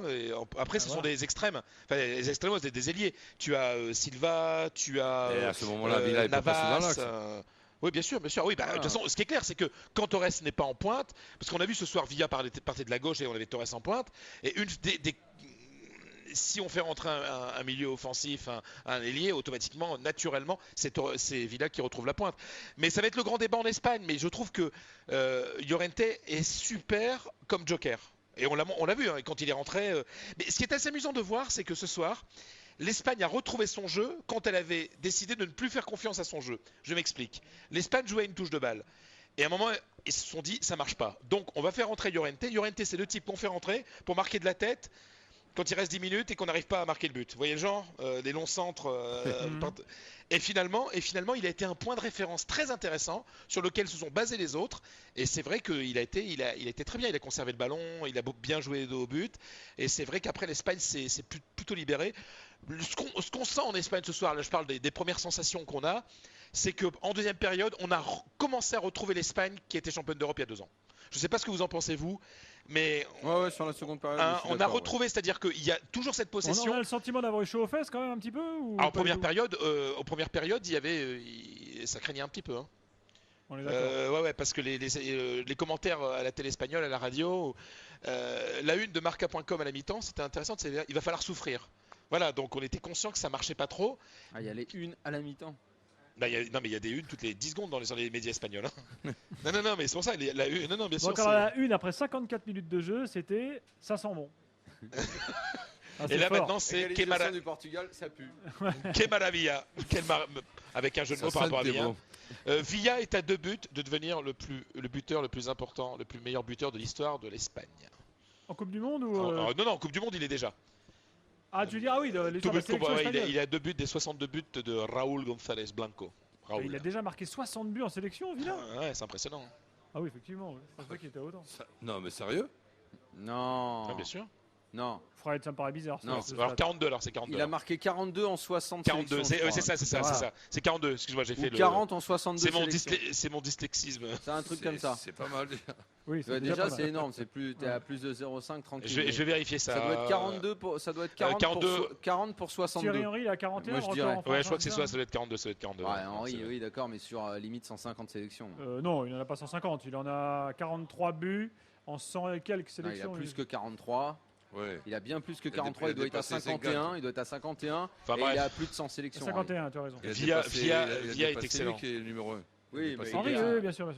Jamais il fera Platini 41 en 72. Hein. Et les gars, on est d'accord que l'Espagne est en demi-finale ou pas là? Fred, Paraguay quand même, ça devrait passer. Il y a une question essentielle quand même que je me pose, mais vraiment un truc capital pour l'Espagne. Vas-y. Il a réglé son petit problème, Casillas, avec sa nana là derrière le but. Raconte. Casillas, franchement, il est pas bon encore ce soir. Pourquoi elle est encore là? Je crois qu'elle s'était barrée. Ouais, mais non, il est tout le temps là. Oh non, mais c'est pas possible. Non, mais sérieux. Il peut pas jouer avec elle derrière lui. Non, mais sérieux. Rappelle l'histoire. Roland a pas l'air au courant. Non, il est pas au courant. Avoir l'avis de Roland là-dessus en tant qu'entraîneur. Ah non, c'est fantastique. Raconte, il est pas au courant. Bon alors, il y a une demoiselle que je connais très bien d'ailleurs, parce qu'on a fait la Coupe du Monde ensemble il y a 4 ans. Ah non, elle était pas encore là. Enfin bref, elle s'appelle Sarah Carbonero. T'as fait quoi avec elle, la Coupe du Monde? J'aurais bien aimé, mais c'est pas. Non, elle s'appelle Sarah Carbonero. Elle est Comment elle s'appelle? Sarah Carbonero. Elle s'appelle Sarah Charbonnier. Carbonero, c'est je la Charbonnier. connais pas. Sarah Charbonnier. Elle a des yeux magnifiques. Et c'est elle n'a pas que les yeux, elle est absolument magnifique tout court. Journaliste, et puis dans le cadre de son travail, elle a rencontré Iker Casillas. Elle a largué son mec qui était un de mes copains de Marca, et elle est partie avec Casillas. Voilà. Parce qu'entre un pigiste et le capitaine de la sélection espagnole. Toi, tu soignes le copain de Marca. C'est toi qui lui fournis ses antidépresseurs. Ah bah le pauvre. Et donc Roland. C'était quoi le salaire du mec de Marca par rapport à Casillas? Attends, le mec de Marca, il devait être à 2000 € par mois. La nana, c'est en gros, Casillas, il a à peu près 10 millions. C'est femme de terrain, mais elle est derrière le but de son mec. Le truc, c'est qu'elle est sur la pelouse. Voilà. Elle fait les interviews sur la pelouse. Les interviews d'après. Nous, on a David Astorga, nous. Il n'y a pas de Marc. Non, franchement. Voilà, c'est t'as Paga aussi, si tu préfères les blondes. Et donc, elle est sur la pelouse, et pour plein de gens, ça risque de perturber Casillas. Et on se demande. Il la surveille. Et non, mais Casillas, après le premier match, il a dit ouais, c'est vrai, ça me perturbe un peu. Non, il a pas dit, c'est pas vrai. Si, il l'a dit, je l'ai lu, il a dit. Bah oui, mais elle a dû lui dire essaye de rentrer plus tôt à la maison. Non, mais c'est qui vit en Espagne? C'est Hermel ou c'est Riolo? Il l'a pas dit, tu rigoles. S'il avait dit ça. Attends, Daniel, s'il avait dit ça, mais ça aurait été une crise ici en Espagne, tu rigoles. Mais non, bien sûr. D'ailleurs, après le premier match. Tu penses qu'il se retourne trop souvent? Non, mais moi j'en ai parlé avec un ami entraîneur qui s'appelle Jorge D'Alessandro, un entraîneur argentin, entraîneur de Salamanque, de l'Atlético Madrid, etc. Et lui, c'est quelqu'un qui travaille beaucoup sur les questions psychologiques et dit mais je suis persuadé que ça perturbe Iker Casillas. Ça, c'est une question qui Roland, rentre. tu fais quoi? T'es l'entraîneur et t'as la nana, elle est derrière le but. Tu lui dis et s'ils vont au tir au but, je fais pas de jeu de mots. Elle se met derrière. Il faut le mettre derrière le tireur. Bouge pas, elle reste. En même temps, derrière, ça sert à rien. Parce que... Non, mais le devant, c'est vrai. Mais pour encourager. Ça fait rien, ça me fout que. Mais non, mais c'est pour encourager son mec, Gilbert. Ah ouais, bon. Il fait vas-y, Iker, vas-y. Non, mais sérieux, vas-y. Après, c'est plus on est, c'est plus sur le terrain de football. Ce genre de truc. En tant qu'entraîneur, ce genre de truc, tu crois que ça peut déranger? Vas-y, plonge à droite. Non mais sérieusement, tu crois Roland, en tant qu'entraîneur, tu t'inquiètes de ce genre de choses? T'as ce cas de figure à gérer, tu fais quoi, Roland? Attends, mais déjà, je pensais que vous m'aviez monté une blague. Non, c'est vrai. Non, mais c'est vrai. Justement. C'est sa nana, elle est derrière le but, qu'est-ce que tu fais? Je te réponds même pas. Quoi? Tu lui dis quoi, la nana? Tu penses que ça n'a aucune influence? Que ça peut l'influencer? Évidemment. Ah, on est d'accord. Voilà. Oui. Ça peut le gêner. Je précise que la photo de Sarah Charbonnier sur le blog de l'After, donc allez-y vite. Voilà, pour vous faire une idée. Et oui, c'est comme ça qu'on fait. C'est comme ça qu'on monte un peu les blogs, tu vois. Ouais, Fred. Non, c'est vachement intéressant ce que dit coach, que ça peut le gêner. Comment c'est vachement intéressant? Et en plus de ça, tu t'imagines qu'elle parte au vestiaire et qu'elle ne retourne plus, il est toujours en train de regarder là où sortent les joueurs. Exactement. Non, mais sérieux, parce que moi j'ai une gonzesse comme ça, je peux te dire, je suis pas concentré. Qu'est-ce que tu disais, Fred? Moi j'ai une gonzesse comme ça, je suis pas concentré sur mon travail. T'as qu'une peur, c'est contre la pique, je veux dire. Bien, revenons au foot si tu veux bien. Mais tout ça pour dire que Casillas c'est pas il fait un très mauvais match ce soir, Casillas. Oui, c'est vrai que non, mais il est pas étincelant. Il est pas bien. Et à un moment sur le. Alors, oui, mais alors figure-toi que dès que les gardiens sont pas bons, c'est pas les gardiens, c'est le ballon. Ouais. Ça c'est le ballon, c'est à cause du ballon. Il a enlevé son maillot spécial hommage à Arconada là. Ah oui, il vaut mieux. Fait que nous, C'est Julien Cazard, c'est à prendre au second degré. Taubira. C'est le sûr, CSA, évidemment. J'adore payer des impôts. conseil de surveillance de l'after. Tout de suite. RMC, Julien Barbare. C'est trop un barbare, t'as vu? T'es fier de toi, Gilbert? C'est pas moi, c'est pas moi. Attendez, rien à voir. Bon. C'est pas toi la vidéo non plus. Hein.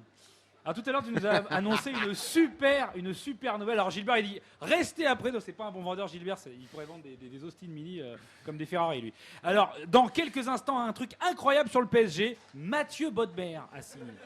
Et Mathieu Bodmer, c'est-à-dire que le gars, c'était un espoir au LOSC il y a 5 ans. Ça fait 3 ans qu'il fait pas un match sans se blesser, mais le mec, il va arriver à Paris, il va tout casser. T'as pas Dario Silva aussi qui va venir, le unijambiste uruguayen? Pareil qu'il y a Marc-Vivien Foé dans les tablettes. Ah, il ferait du bien au milieu. Ah non. Il paraît qu'il est dans les... Ah, il ferait du bien au milieu. Il y a des mecs qui sont moins forts que lui en ce moment. Hein. Et franchement, Sami Traoré, moi, j'échange. Hein. Bon, bref, en tout cas, merci pour ce scoop, Daniel. Non, je dis Daniel parce que je pense à Daniel. Alors, tout à l'heure, je sais pas pourquoi vous êtes acharné sur Daniel à dire qu'il contredit tout le monde. Il ne contredit personne, Daniel. Ce sont les autres qui ne veulent pas absorber la vérité du football. Daniel obtient la vérité. Daniel, c'est lui qui est l'essence même du football mondial. Daniel, c'est un visionnaire. Daniel, c'est le Copernic du football. Je vais vous dire un truc. Ça va tomber, là. Dans 200 ans, on comprendra Daniel. Bon, en attendant, c'est vrai qu'il nous gonfle un peu et ça va pas passer vite 200 ans. Mais bon, attendez, soyez patients. Ça va passer, c'est juste un moment à passer, ça va être long. Et après, tu as parlé d'Alioune Touré. Alors c'est vrai qu'Alioune Touré, on s'en rappelle pas, c'était bien sûr un ancien joueur du PSG. C'est l'inventeur du concept du tout droit. Oui, sauf que je te rappelle que cet homme a poussé Ronaldinho sur le banc des remplaçants. Et oui, monsieur, toutes ses frappes aussi, il les a poussées sur le banc des remplaçants. Mais il a poussé aussi Ronaldinho. Bon, c'était une blague de Luis aussi. Hein. Luis, faut dire qu'il en a, Luis quand même. Fallait le faire. Touré, c'était avec Vaïd surtout. Non, c'était sur Luis aussi. Ah ouais, si. Je m'en rappelle. Attends, je la moustache. Attends, moi je me rappelle de lui. Hein. Et puis alors, Roland, t'as comparé les matchs de foot à des matchs de boules, tu vois, de pétanque. Et j'ai envie de te dire, ça parle pas aux jeunes, ça. Tu peux pas comparer un match de boules. Tu compares un film de boules. Là, ça parle aux jeunes. Parce qu'à la fin, quand tu finis à 12-12, le dernier qui tire, je peux te dire qu'il ne faut pas qu'il tremble non plus. Hein. Et puis là, tu tires pas à pile et face, hein, tu tires à... Enfin bref. Ça, c'était pour le petit clin d'œil. Alors par contre, on se moque de Roland pour ça, mais en attendant, il dit quand même des phrases assez philosophiques. Tout à l'heure, il a sorti quelque chose assez fort. Est-ce qu'on peut l'écouter? Tu as autant envie de le gagner que ce que tu as peur de ne pas le perdre. Voilà. Tu as autant envie de le gagner que ce que tu as peur de ne pas le perdre. Alors attends. Moi, honnêtement, là où tu m'épates, c'est que je savais pas que tu parlais le Patrice Evra couramment. C'est quand même très peu de gens qui le parlent, même sur son île. Et ben bravo Roland. Quoi. Lui, il est prêt. Hein. Je peux vous dire que lui, il est sur les starting blocks pour la sélection. Hein. Il y a 2-3 mecs qui seraient prêts. Alors, la défaite du Portugal, bon, ben, on est tous tristes pour l'usine Atos de Saint-Maur, hein, nos amis. L'usine Atos, on vous aime. Et alors vous avez dit ils ont du mal à gérer certains facteurs. Alors, en général, les Portugais ils gèrent bien les facteurs, ils récupèrent les colis, les recommandés. Ça, d'ailleurs le gardien était très fort, hein. Une très belle école de gardiens hein, dans tous les immeubles hein, au Portugal. Donc, une petite touche poétique. Et puis qu'est-ce qu'il y avait? J'avais aussi je voudrais quand même revenir sur Capello. Alors Capello, on dit oui Capello, regardez ce qu'il a fait avec l'équipe d'Angleterre.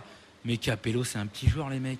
Il est allé en 8e de finale, mais Raymond Domenech, avec un potentiel comme l'équipe d'Angleterre, t'imagines, il y a des alcoolos, des névrosés, des cocus, des mecs qui se foutent sur la tronche. Non, mais avec ça, mais lui, au bout de 2 matchs, les mecs, ils se bouffaient, lui. John Terry, il gangbangait avec Frank Lampard. Rooney, on le retrouvait torché dans un bouge de Johannesburg. Et Emile Heskey, il était en dépression, il pissait sur le drapeau de l'Angleterre en chantant God Save the Queen. Il prenait l'avion, il faisait une mutinerie dans l'avion, il se crachait au large du Sénégal et hop, et roule ma poule. Ça, c'était Raymond Domenech.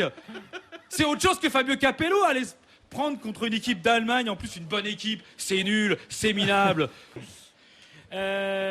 Alors il y a eu un gros débat tout à l'heure sur la vidéo. Alors la vidéo, il n'y a que Roland qui s'accroche encore à cette vidéo. Mais Roland, il faut que tu comprennes un truc. En fait, s'il s'accroche, il n'y croit pas lui-même. C'est juste qu'il a envie de ne pas être d'accord avec moi. Déjà, part du principe que si Daniel est contre, c'est que c'est nul. Déjà, on l'a déjà dit.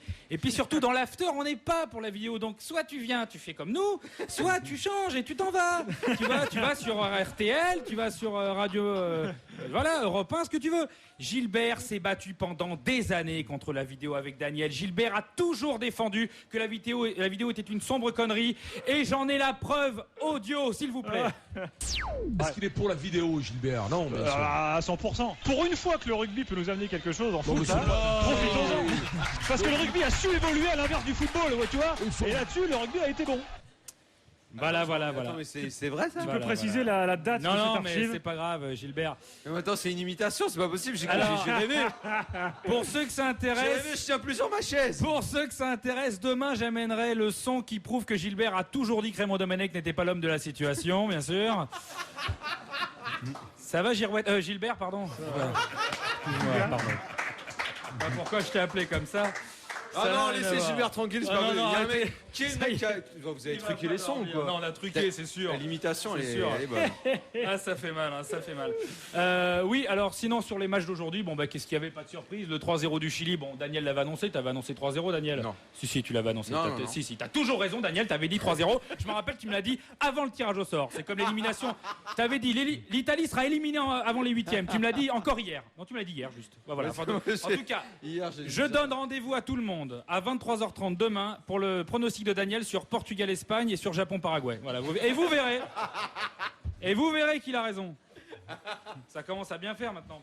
Alors vous avez parlé aussi de la fédération. Alors la fédération, qu'est-ce qu'il y avait sur la fédération? Ah oui, alors la fédération, il faut absolument virer Lady Gaga. Je parle pas de la chanteuse, je parle des mecs du conseil fédéral. Non, parce que eux, je sais pas s'il faudra les faire chanter pour qu'ils dégagent. Non mais j'espère que... Alors toi, tu disais il faut les dissoudre. Non mais Daniel, ils sont déjà complètement liquides les mecs. T'as juste à leur envoyer Bob l'éponge ou à tirer la chasse d'eau, ils vont partir tout seuls. Alors, c'est vrai que pour conclure Ah bon, on veut conclure? Ah bon, je vais pas conclure avec ça. Je vais conclure avec une petite phrase. Ah oui, je voulais juste faire un petit bilan de l'équipe de France. La bande à Platini, elle a marqué les années 80. La bande à Zidane, elle a marqué les années 90. Et ben la bande à Patrice Evra, elle a marqué un but. Voilà. Merci Julien, bravo. Bien sûr, on se retrouve dès demain. Demain, l'after est de retour dès 20h. Grand after sur RMC, sur MSN. Demain, bonsoir à tous.